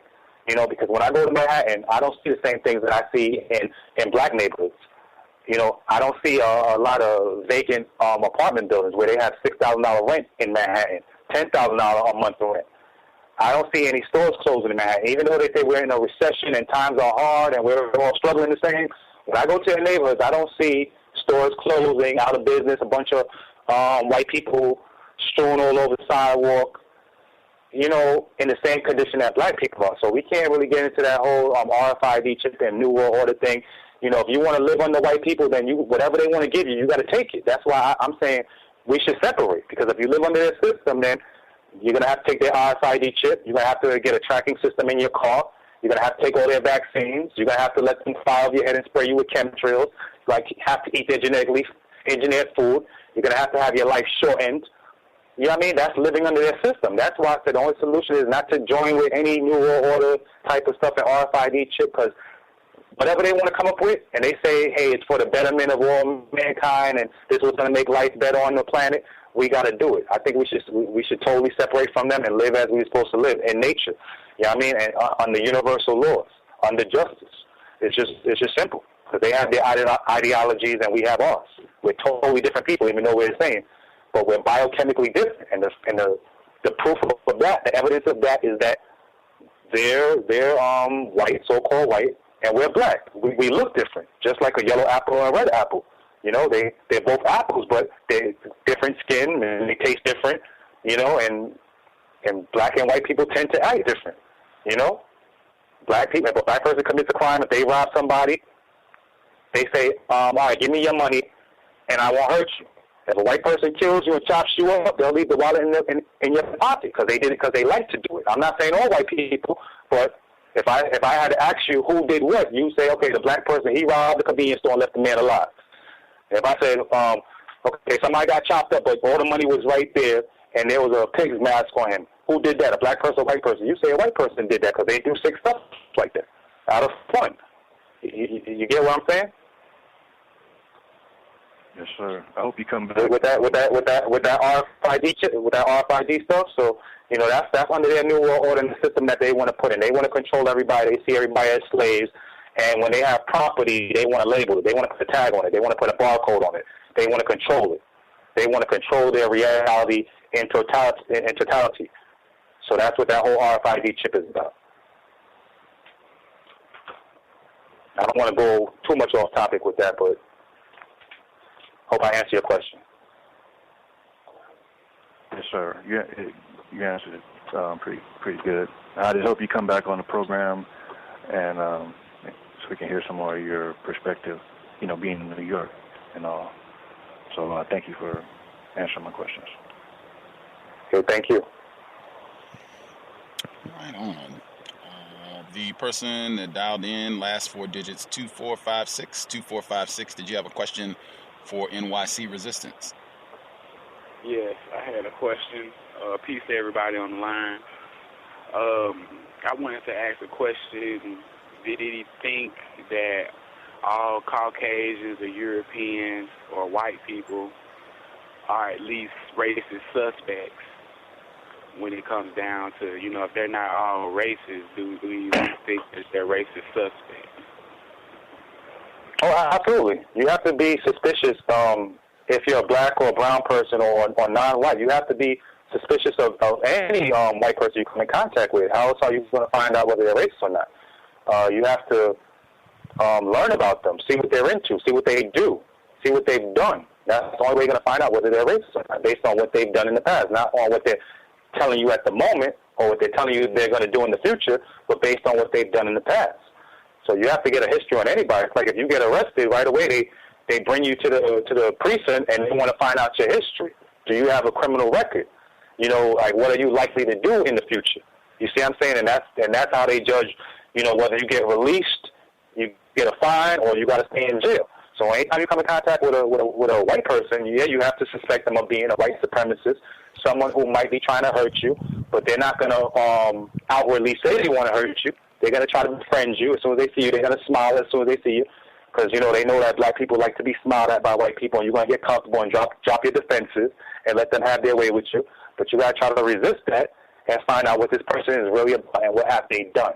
They have to prove to you that they're not a white supremacist based on their history and their ancestors' history.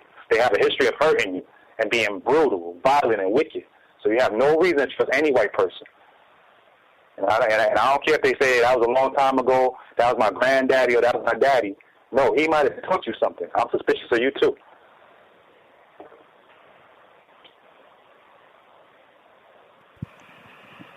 Did that answer your question, sir?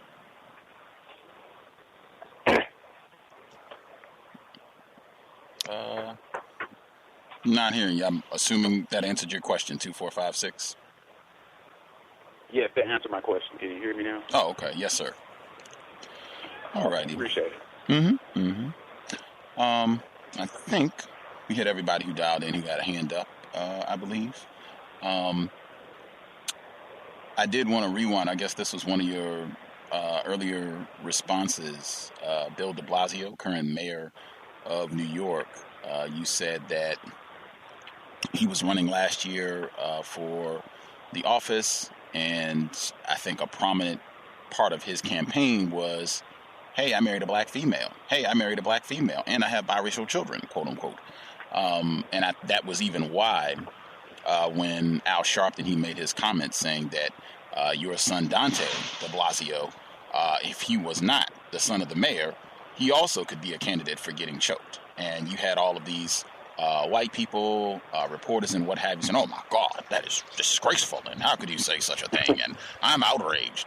And Al Sharpton, I thought, very accurate point. He said, hey, he prominently featured his quote-unquote biracial children, Afro and all, prominently featured them in his campaign and had them on television and walking around. And he pointed out more specifically, he even had Dante de Blasio in an ad talking about Stop and Frisk and saying, if you get my dad in office, he's going to end this program that is biased and unjust. So absolutely, this is a legit statement, and it should be pointed out. I thought that was a great point that he made.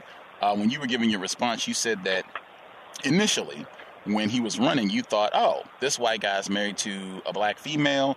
Maybe he'll actually change things. I just want to make sure I heard correctly, and why did you think that that might be a possibility?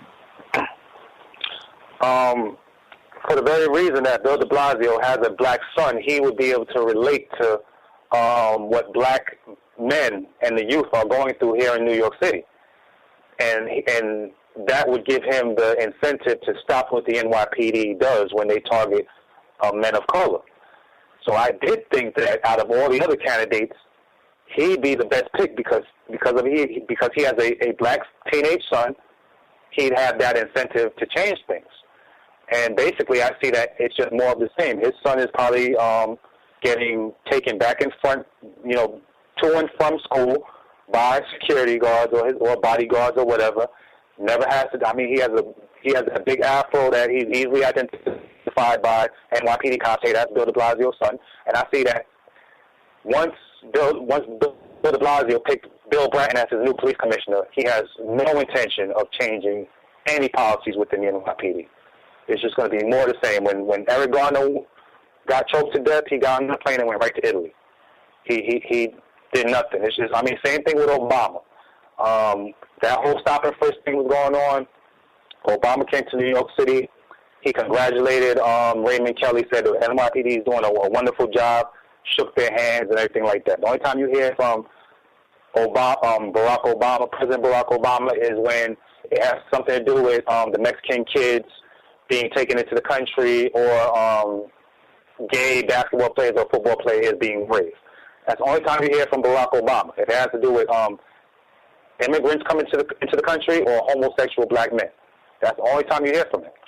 It's the same thing, but when they get into office, they want the black vote. You see them in Harlem. You see them shaking hands with black people. You see them in the black churches.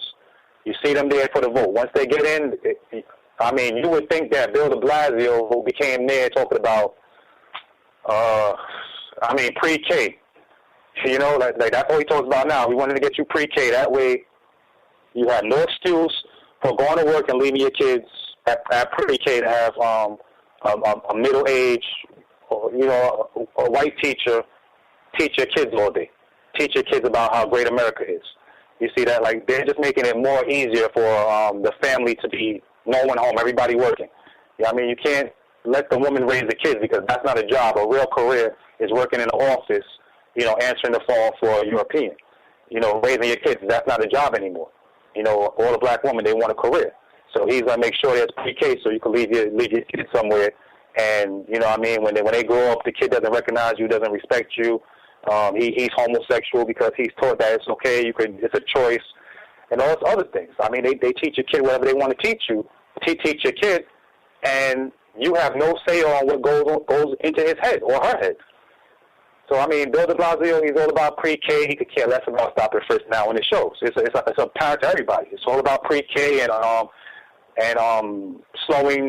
changing the speed limit in the streets and giving people tickets even though he's caught speeding through the streets with his security detail. It's crazy.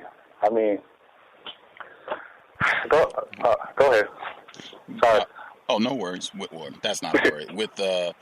I guess with de Blasio specifically, because we talked about that back during the election, and we thought that a lot of non-white people would likely be fooled into thinking, oh, this might be a good white guy because he's married to a black female, and they've got, their two quote-unquote biracial children.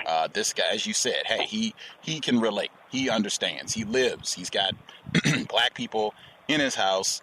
He should understand racism is a big problem. He wouldn't want to see his family members mistreated like that, so on and so forth. He will be someone who is against racism. And at least you said that you changed your view. You've come to conclude that seems to be not the case, definitely, with de Blasio, and that we were tricked.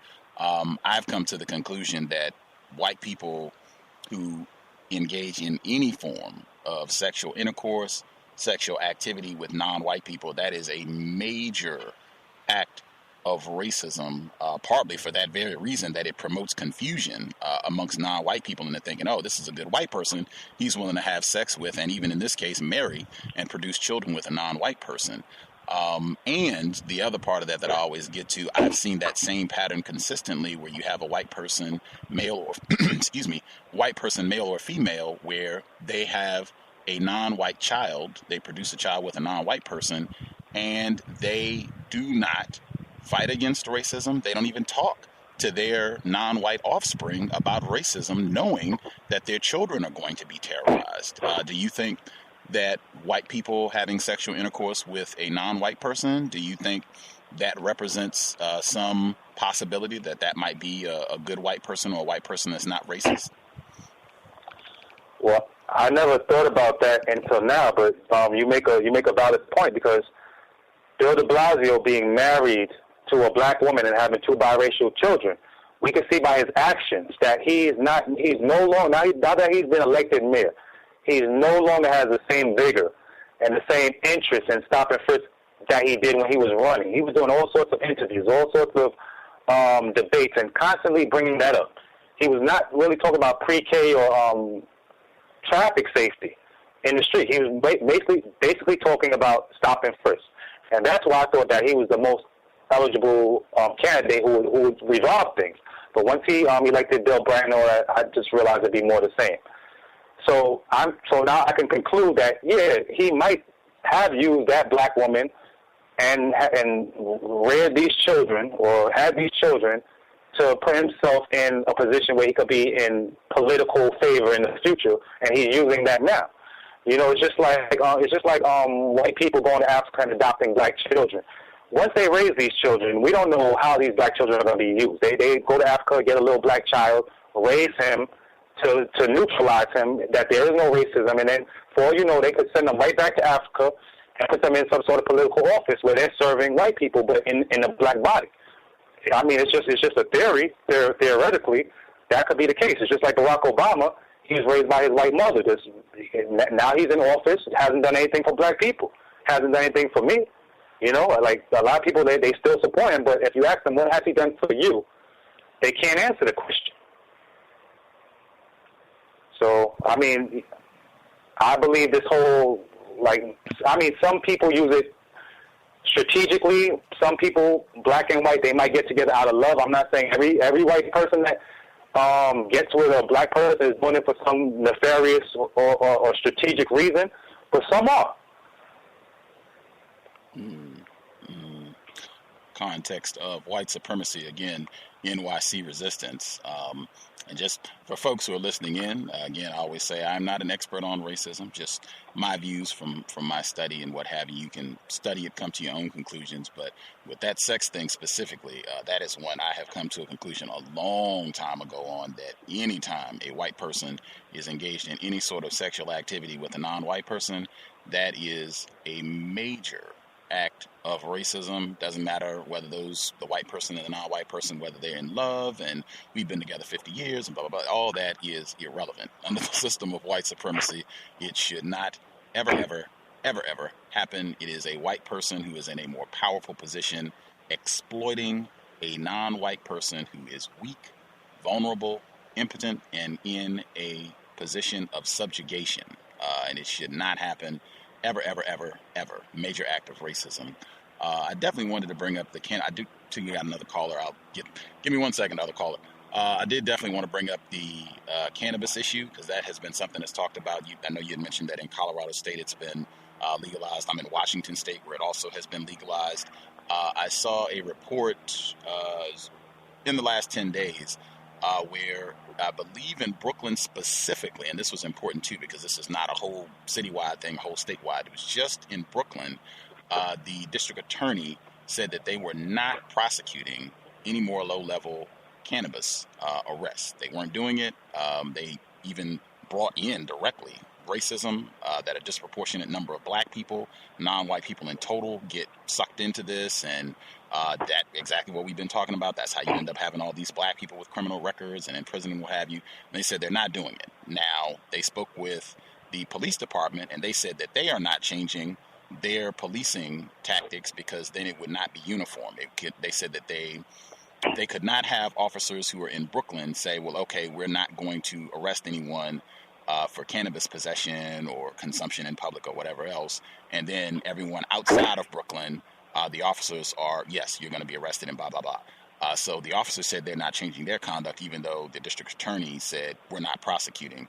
Have you heard this? Any thoughts? And especially, I guess, with the extra context, with the New York Times recent big editorial article saying that they are in favor of legalization. I think the New York Times is probably one of the most influential newspapers in this area of the world. Do you think it's possible that those laws could be changed? And do you think that would make any major difference in the quality of life for black people, non-white people in total in New York?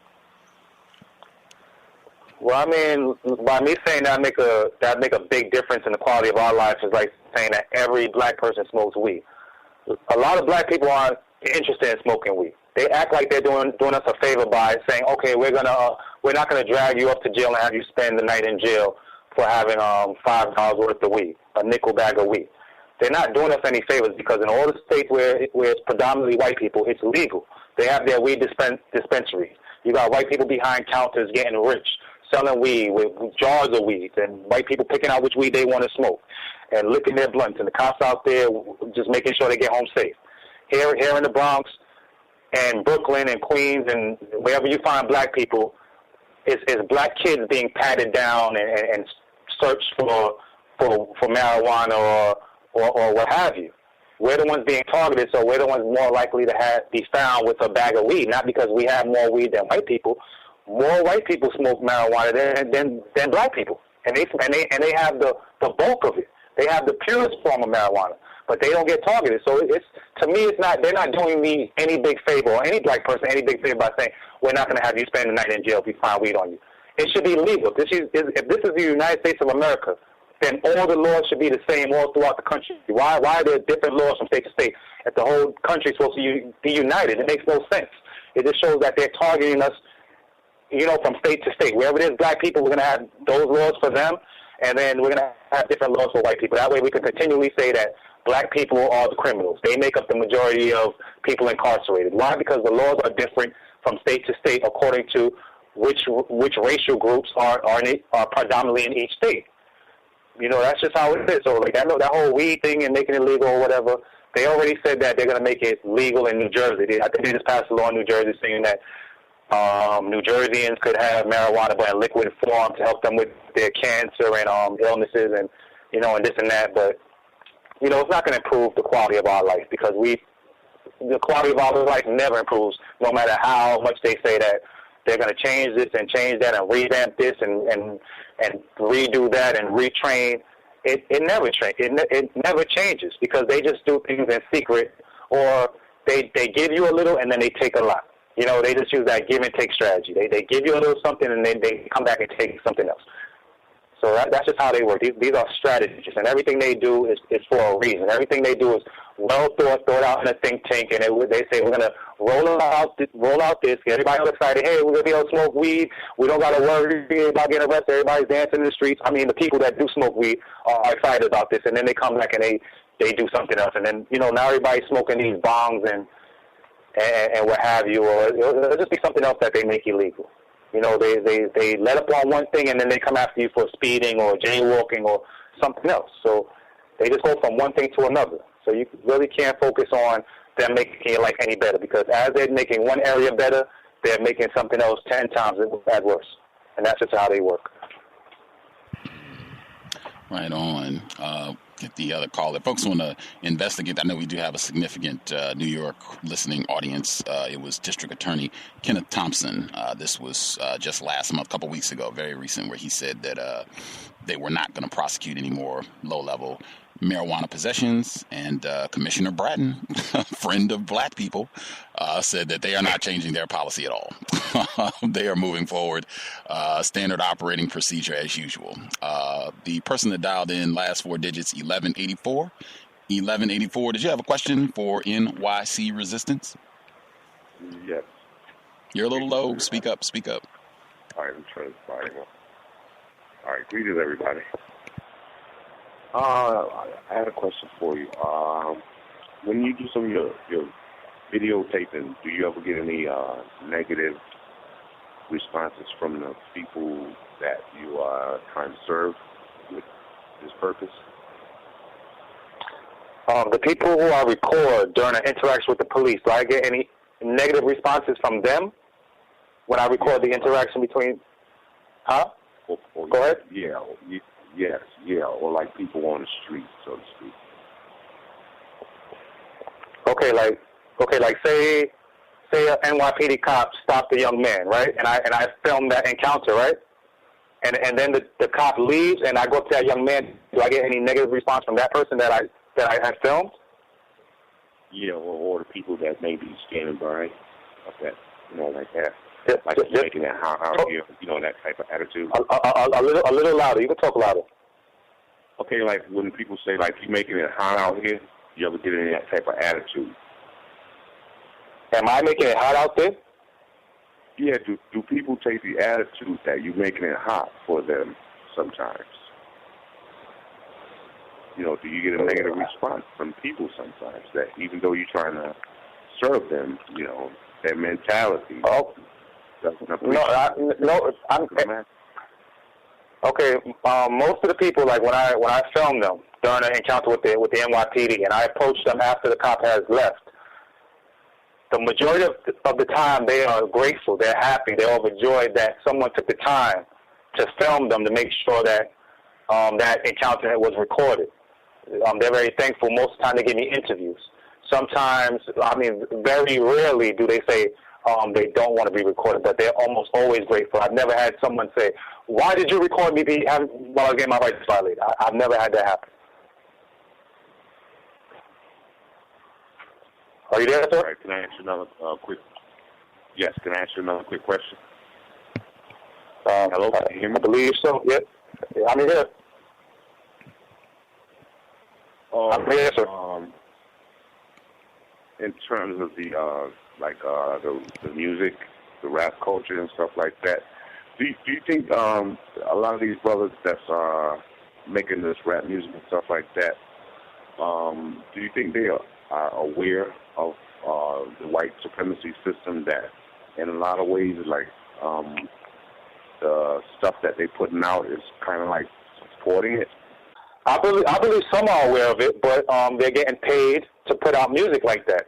If it's not about guns, if the rap music isn't about guns, sex, selling drugs, violence, showing off fancy cars, big houses, it's not going to play. They're not going to have any radio time. They're not going to have any $1 million music videos made. They're not going to get rich and famous. The people who are financing this want this culture to permeate throughout the black race. They want the black youth to say to themselves, this is what living is. This is what fun is. This is what it is to be cool.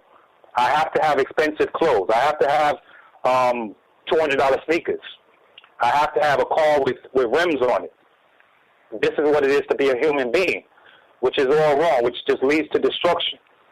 And that's what's in the rap music. And that's all by design.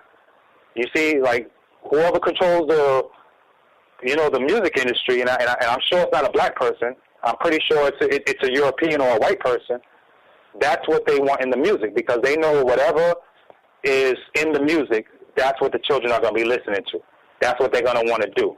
And that is what's going to lead them into prison or a unconstructive life, unproductive and destructive life. So that's what they want.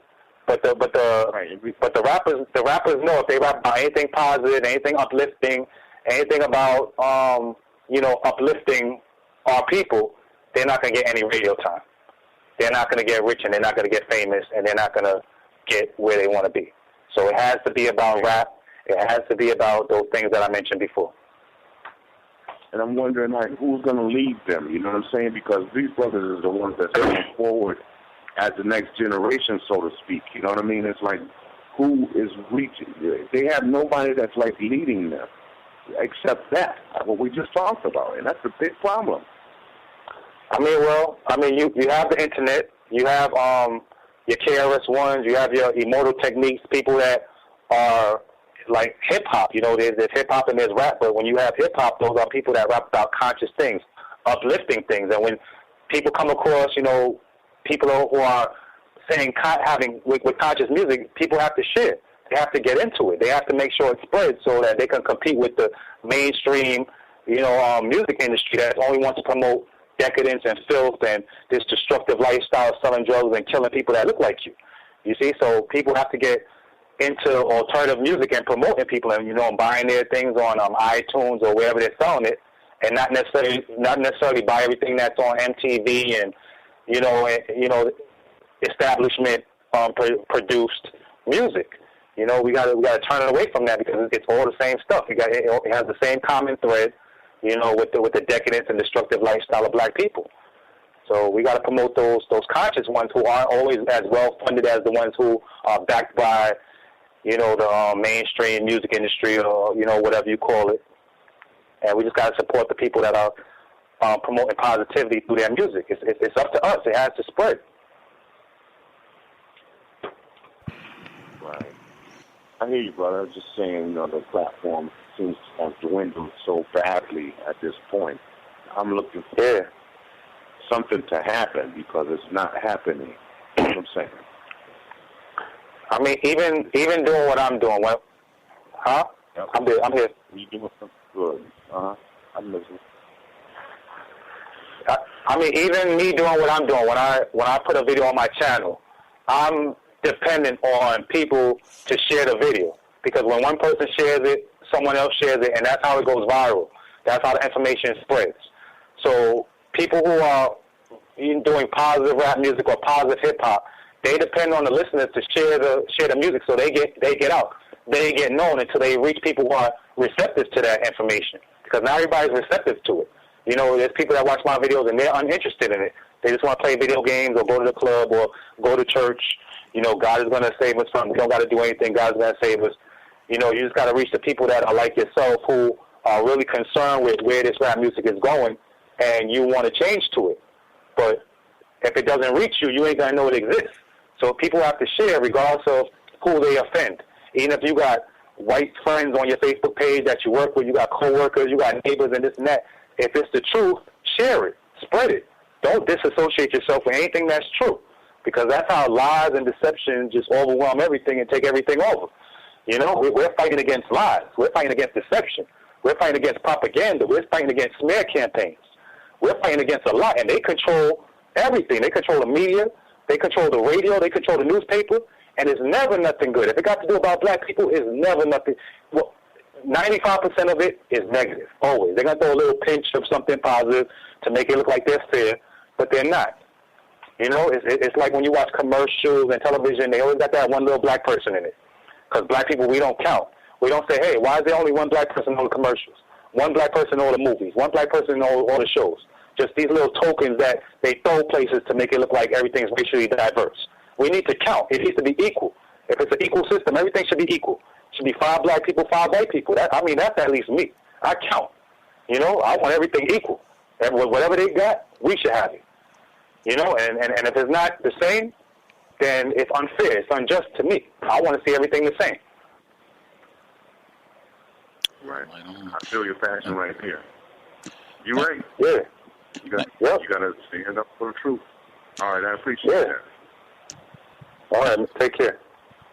Thank you for your questions, caller. Have you seen, with all the attention focused on Mr. Garner's death, have you seen a significant portion of whether they say Latino, brown people, individuals who are not white, but they are also not classified as black? Have you seen a significant number of those people where they're focused on this and out trying to do something actively to improve the situation? Yeah, I mean, I always see a mixture of, mostly black, but you always see the Latinos and a few whites always marching or protesting or speaking up and, talking about it. But, I mean, they have their times. You have some Latinos that think that they're white. You even have some black people that think that they're white or that they've been accepted by white people. It's a mentality based on how they're treated by the European. The European knows how he can manipulate some black people and some Latino people into thinking that they're better than the rest of their own people. So I always see them out front, out there marching and this and that, Latinos and whites and whatever. But I guess they just want to feel good about themselves. I do see Latinos get stopped and searched by the NYPD.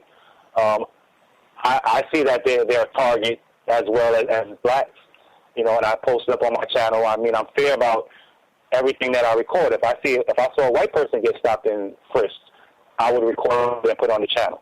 And I didn't have this stance until lately, until after I came to the conclusion that nothing was going to change and these people were playing games and intend to play games indefinitely.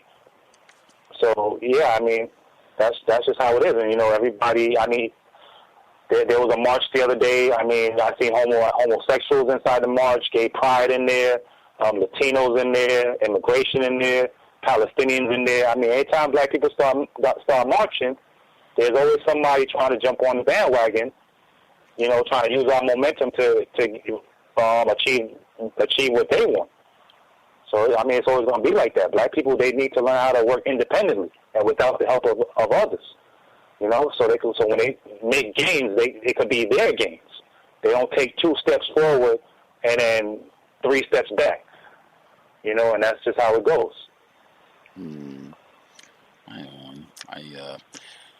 I'm looking at theroot.com right now. They have a lot of information around this, and even Ramsey Orta, the non-white male who videotaped Mr. Garner being choked to death, about him being arrested this weekend. But on the side, they have an image. Al Sharpton, I guess he has a march of some sort of protest planned for sometime soon with regards to Mr. Garner's death being ruled a homicide. And in the photograph, they do have a lot of black people in the background, but the person in the foreground, who is the focus of the shot, is a white woman holding up a sign saying, I can't breathe, and the sign is in red, white, and blue saying, I can't breathe, on about Eric Garner, but white woman front and center. Justice, if you wanted to get in your last couple questions for NYC Resistance, are you with us? All right. So what impact does rap and hip-hop have on black men and boys? Well, impact is conditioning. When you watch these rap videos and you see all the expensive cars, all the jewelry, all the women, all the big houses, all the Lear jets. The young black boys that are watching these videos, they feel that this is the way out of poverty. This is a way that I could take care of my family, take care of my mother, buy my mother a house. things like that. They figure that, if someone like Jay-Z could go publicly say, I sold crack cocaine to get where I am today, until I could have enough money to become a successful rapper, now I could own a stadium or be co-owner at Barclays Stadium and own all these things and marry a singer, then a lot of black people say, hey, if he could do it, I could do it too. Then I could sell crack cocaine, I could sell drugs, I could meet I could be a rapper that used to sell crack and meet the president and do all these great things. It's just going to be a start. Only they don't reach that point. That never turns out to be their reality. They end up incarcerated or they end up dead. And it's promoted like that to young black boys that they have to sell drugs at the same time they're rapping, and then they could end up like someone like Jay-Z, and that's the way you're going to get, and you're going to have all that bling-bling and cars and all that fancy stuff that you see in the videos. And then while you're selling drugs, you got to kill other black men that are also in competition with you selling drugs. So that's in all the videos.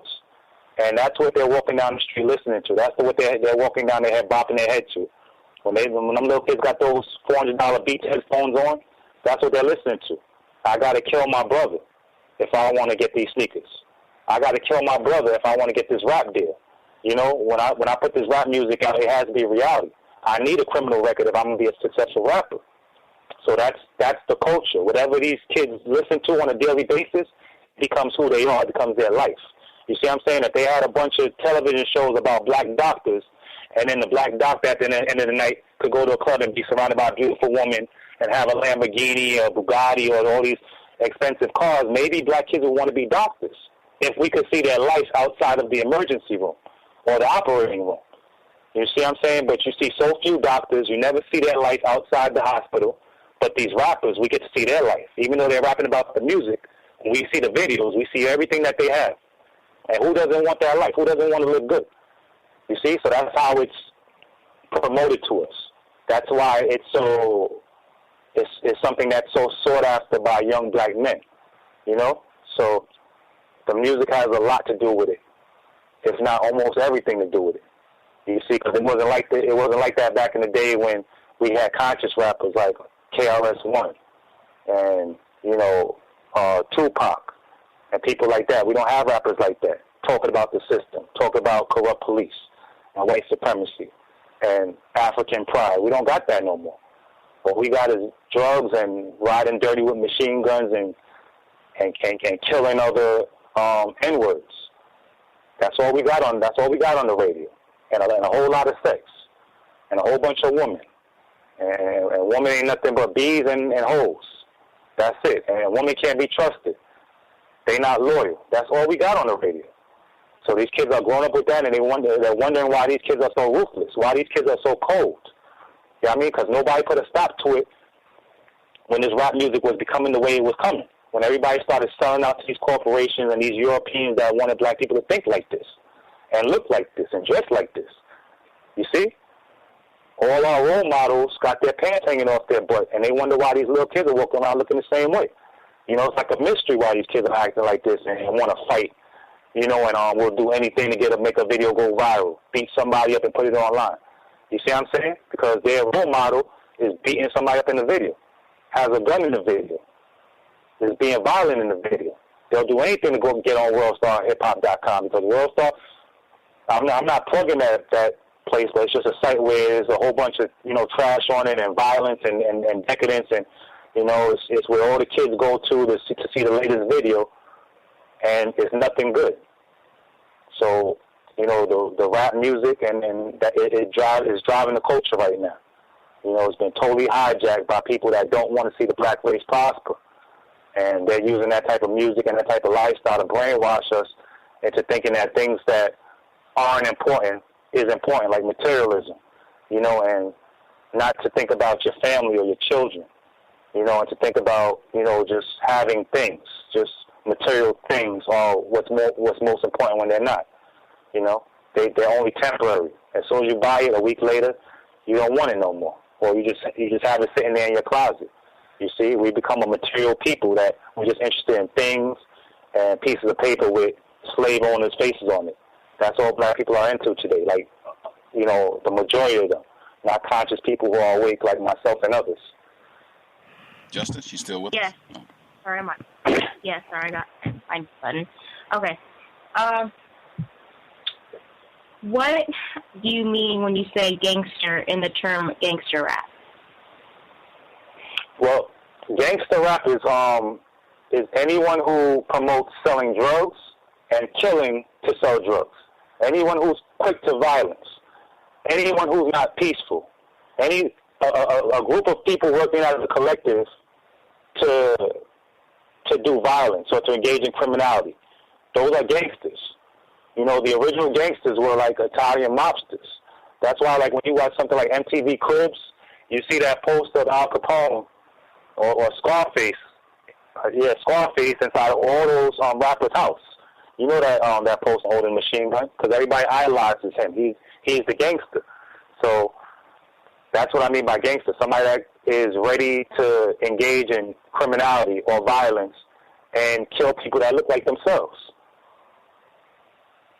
At least that's my definition of a gangster. Okay. What's the difference between rap and gangster rap? Well, rap and gangster rap, well, I look at, to me, it's more like hip-hop and then there's rap. Rap and gangster hip-hop, I mean, rap and gangster rap, to me, are like almost one and the same. And then there's hip-hop. Hip-hop is like more conscious. Hip-hop will be like you're teaching positivity in the music. When it's rap now, it's like there's always something about drugs, having a gun. You know, you'll blow somebody's head off if they look at you the wrong way. You know, the amount of women that you're with. You know, things like that. It just seems that rap has become very negative, and I see very little positive rap out there. Now, when I look at hip hop, you know, that's more positive, where you could like listen to the music and it's something that you could learn from. It's almost like a story. They're teaching you something. You can listen to it. You can make it up. Rap is almost like there's just buzzwords in there to a nice beat, to a catchy beat. You know, you never really like the song the first time you hear it, but after a while, you just automatically memorize it. You know, you're ready to kill somebody. If you're driving, the music makes you want to drive a little faster. Just automatically takes over your spirit. Just makes you want to do negative things. Not all of it, but the majority of it. So to me, it's not rap and gangster rap. It's hip hop, and then there's rap, which has been hijacked and perverted into something that brainwashes black men and black youth into doing non-constructive things. Thank you, NYC Resistance, for coming on the program today, and thank you for answering my questions. Go ahead. It was my pleasure. Mm-hmm. Spike Lee's "Do the Right Thing." This is the 25-year anniversary.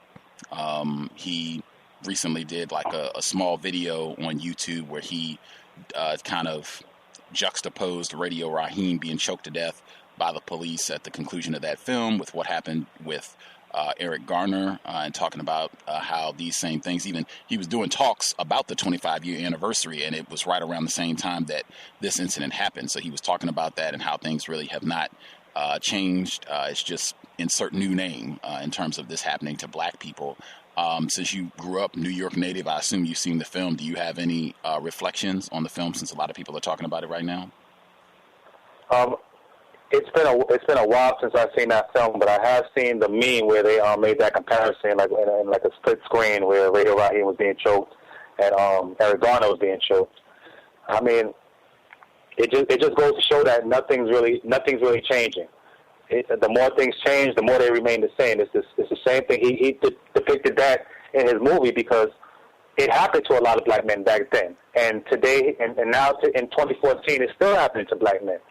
So when you look at that image, when you look at that picture, it just shows us that despite all the rhetoric and all these people marching and talking, like when you talked about Al Sharpton organizing another march, I mean, it would just show you that people can march until the souls wear out in their shoes that nothing's going to change. Al Sharpton, he organizes silent marches. What is a silent march? When you're up in your townhouse and you're up in your high-rise and poor people, black people are marching in the streets, and all you have to do is close your window. You know, even if you had your window open, you wouldn't hear them. You wouldn't know they were there unless you looked out. How was that changing anything? I mean, he's wasting people's time. He's wasting people's time. If he organizes a boycott, if he hits people in their wallet, now you're saying something. You know, what are these marches going to do? Just make people aware that we're being choked? They know that. They know black people are dying all over the planet. They already know this. You can't make people no more aware than they're already aware. You know, people need to just stop wasting their energy. But we keep on doing the same thing, marching, protesting, going to their courts, and wonder why we're in the same condition.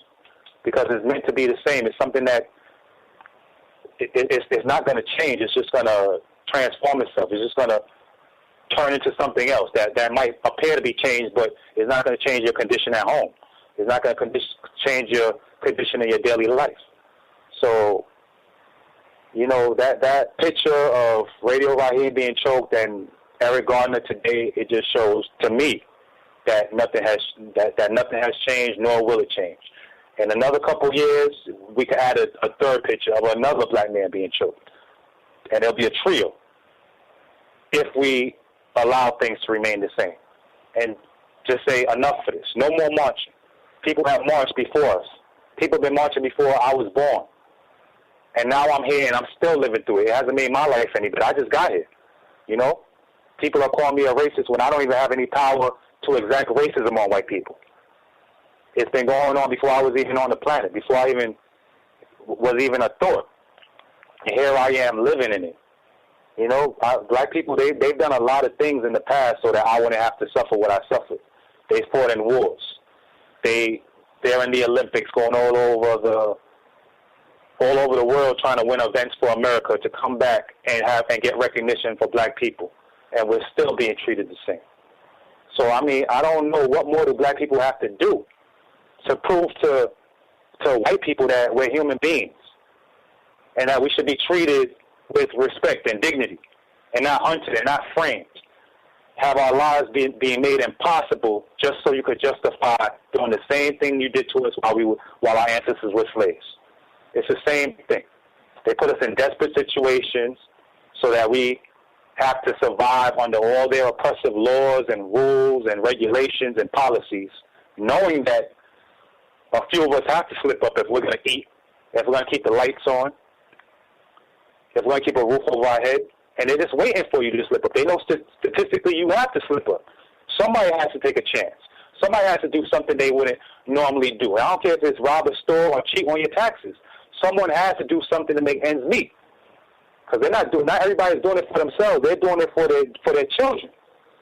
You know, they're doing it for people that they love, but they don't want to take that into consideration. Now we're just a race of born criminals. We just, you know, whatever black people they show on television, robbing and stealing, no, those black people are robbing and stealing because they like to do it. You know, they're walking by all the help wanted signs, and we're just going to the store saying, now, you know what, I don't want to work. I'm just going to rob that store. And they show it every night. So, I mean, I'm just done debating with these people. You know, if there are any white people that call themselves good, listen, I'm not against you per se. I just know that you have no power to help me or help black people. So don't even get yourself involved. When we're talking about what's happening to us and we're proving it, you should just fall silent and be quiet. Don't try to convince us that our reality isn't our reality. Don't convince us that we should be colorblind and ignore the fact that black people are getting punched out on the side of the road, choked to death, strangled, framed. I mean, it seems like every 2 weeks I turn on the news, somebody is being released from jail because new evidence proved that they didn't commit the crime that they were in jail for 20 years for. You know, why does that keep happening? You know, and then these are all coincidences. I'm tired of it. It comes to the point where you have to just reach a conclusion. Every experiment, every test has to reach a conclusion. When are black people going to come to the conclusion that nothing's going to change unless we unite and change it? You see what I'm saying? We have to stop mistrusting each other. You know? We got to stop it. You know, everybody, like, it's like everybody feels like when you speak out and you try to educate black people, it seems like even black people will look at you like you're doing it for the money or you're doing it for some personal gain. You're doing it for recognition. Like, we want to live forever. Like, we want a fancy car or a big house. You know, I seen what a fancy car will get you. You know, when I had a nice looking car, you know, like I would wash it and shine it up, I'd get stopped by the police 2 or 3 times that day. I don't want a fancy car anymore. I've got no interest in anything that shines. I don't even wash my car sometimes. You know, it's that bad because anything that looks nice, those police see it, they say, how did you get that? They know what they're doing to you. They know that you shouldn't be able to survive. The only time they leave you alone is when you're pushing a shopping cart full of bottles. That's the only time they ignore you. I could go anywhere in the United States as long as I'm pushing a shopping cart full of empty bottles, as long as I got holes in my shoes. But if I got anything nice, I'm a target. You see? So these little kids growing up, they're dependent on us to do what it takes so that they don't got to go through this. You know? So that we don't ignore the obvious, so that they could be lied to and misled and be smiled at and say, hey, these people are here to protect you and be deceived. I mean, we got to speak up. And the people like yourself that have dedicated this radio show, and I've been a listener. I told you before I was happy when you contacted me. I was like, wow. I was happy to be on your program. Like, people like yourself, stations like this should be supported. Radio talk shows like this, they should be supported. I hope everybody shares everything that you put out because it's all important. I was a listener for a long time, and I've learned a lot from listening to your program, from you talking to many a guest. You know, like especially Neely Fuller. Like, that man is a genius, in my opinion, and he has a lot of answers. That's the thing about him.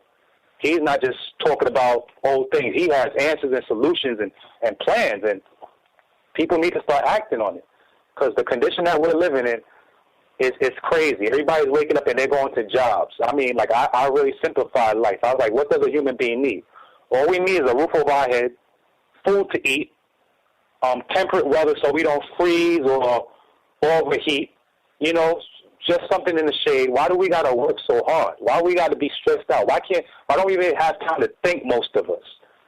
You know, every day is just a rush. Why are we all right with this? You know, you should work hard, pay taxes, and die. Why are we all right with things like that? You know, I just analyze things, and it's hard to find, you know, people on the same page with you sometimes. So I'm glad programs like this exist where people could listen in and they could just really evaluate life. This ain't about hating white people. It's about us reacting to what's being done to us because we don't want it done to us anymore, and we don't want it done to our children anymore.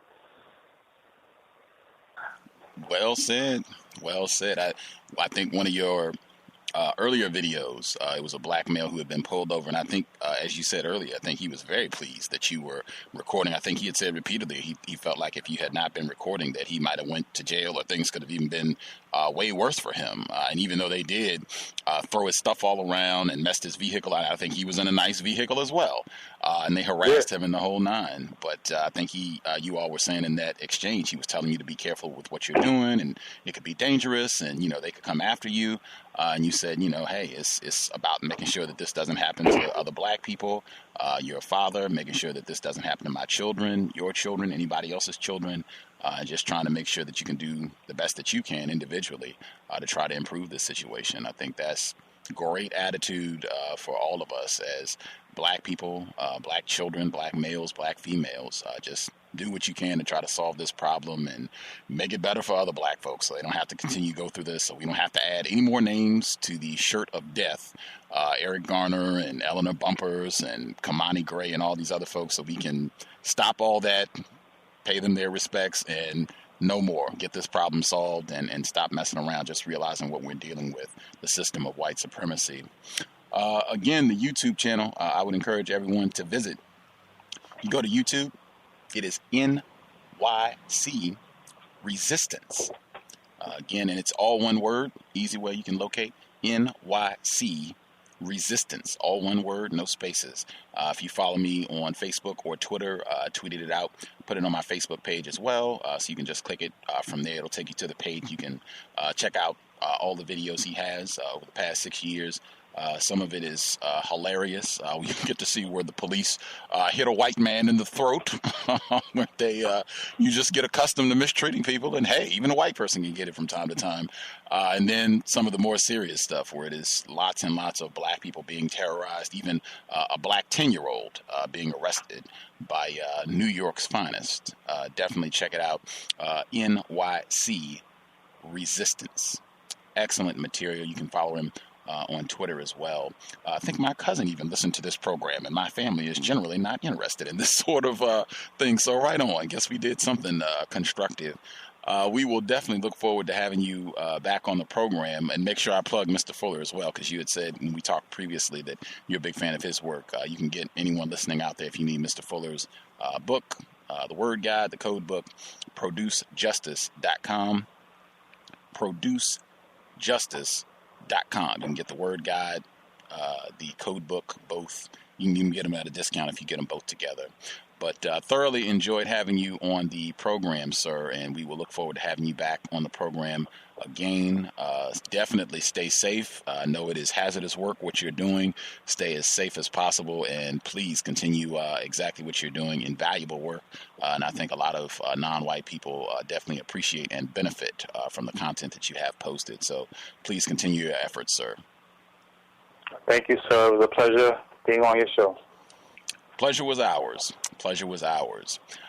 For listeners, we will be back. You can just check the Black Talk Radio Network page for where next broadcast during the week. Also, we'll update on Facebook as well. If you need any more content on this particular subject matter, I posted some of the programs that I mentioned. As I said, Raymond Graham, he's a white male who wrote that report about Adrian Schoolcraft. Him leaking this information about the quota system that they have, and specifically to target black people. I think to the point that Bruce Fine was bringing up, that these white people, they didn't mention Latinos or brown people or gay people or poor whites. They said specifically black people. Go out and arrest black people, get those citations, get those tickets, do it. Or you can go deliver pizza if you don't want to do it.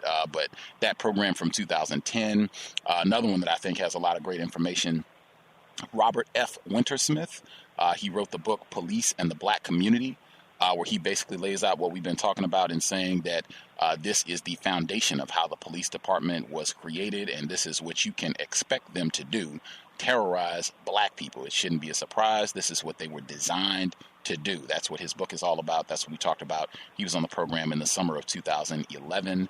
And again, Flex Your Rights with Steve Silverman. I think he offers a lot of great tips on things you can do to try to protect yourself as best you can. Most importantly, being calm. Do not lose your cool. Do not yell. All of those things I think are great. I think way too often we get excited. We let our emotions get the best of us, and sometimes that's just from fear. I understand that the adrenaline gets rolling, but really try to do the best you can to stay calm, keep your voice calm, don't make any sudden movements. You might have a drunk racist cop on your hands, or someone who is under the influence of all kinds of prescription medication or God knows what else, where they are out of their mind, racist, and whatever. I'm hallucinating. He had a toothpick and I thought it was a sawed-off shotgun. So just do all that you can. I think that video, it does have some great information in it. Busted is one of them, and then he has another one that's more recent. Busted is still good too, even though it's a bit older, but he has a second one, and we talked about both of them when he was on the program, Steve Silverman with flexyourrights.org. Great information, and he's pretty honest about the racist aspect of all of this as well. At any rate, I thought it would be apropos to close out with Neely Fuller Jr. talking about these police interactions and giving his thoughts. I think it's always good advice. This will count for our prayer, and just the hope that folks will be safe and will talk honestly to your offspring.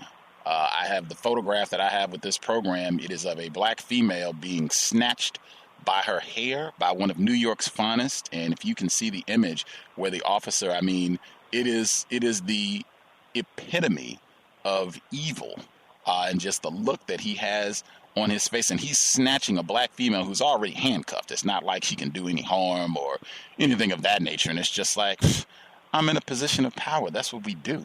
Snatch you all around. That's what I get paid for. That's what I get up in the morning and become excited about, to go out and brutalize and intimidate dark people.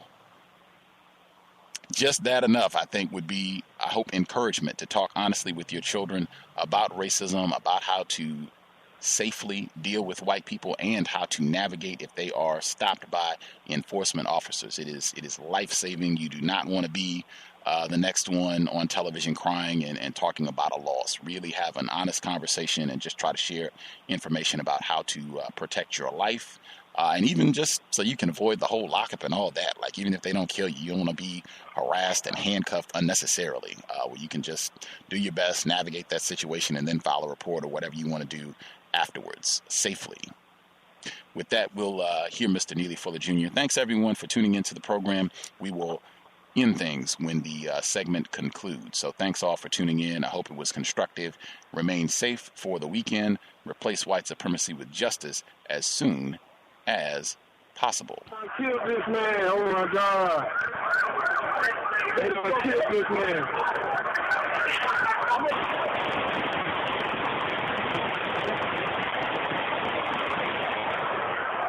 Oh my God, he got to be dead now. It's like assassination by video. Justice for Aiyana Jones. The banner was flown over Detroit on Monday. The plane traveling between her former home on Detroit's east side and the prosecutor's office and police department downtown. 1 year after her tragic death at the hands of a Detroit police officer, no one has been charged. Don't forget your nigger knocker.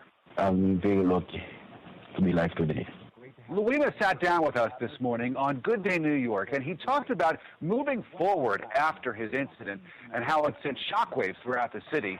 4 white police officers beat and sodomized the Haitian immigrant inside a bathroom in the 70th precinct in Flatbush, Brooklyn. One of the major complaints that has emanated from virtually every urban black community in the nation regarding police treatment is that the police, because they are racist and bigoted, are disrespectful, crude, and brutal towards black citizens.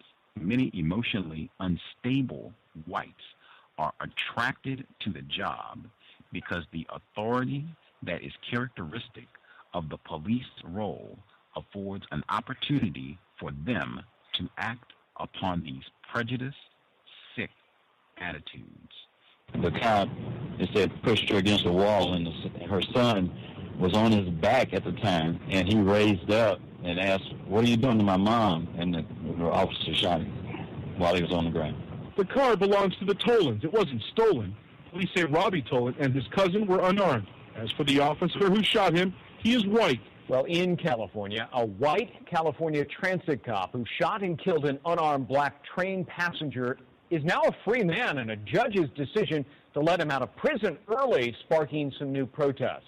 Well, a jury sentenced 29-year-old Jahans Meserly to 2 years in prison for the 2009 New Year's Day shooting, but last week a judge released him after he served a mere 11 months. The way we interact with police, I think, it seems like we really don't understand when we come in contact with enforcement officials what white supremacy means, that you are in a vulnerable position as it relates to white people. You have a lot less power than the white army anywhere in the world, anywhere in the known universe. And we seem to demonstrate that in a real pitiful manner when we come in contact with enforcement officials.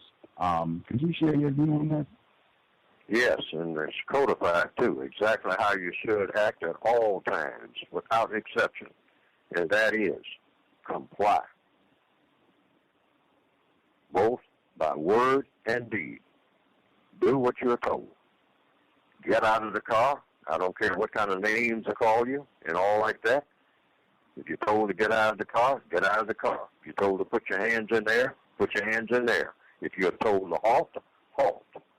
I mean, these demonstrations after you have been killed make no sense at all. Shot in the back of the head while running, while fleeing. And woe is me.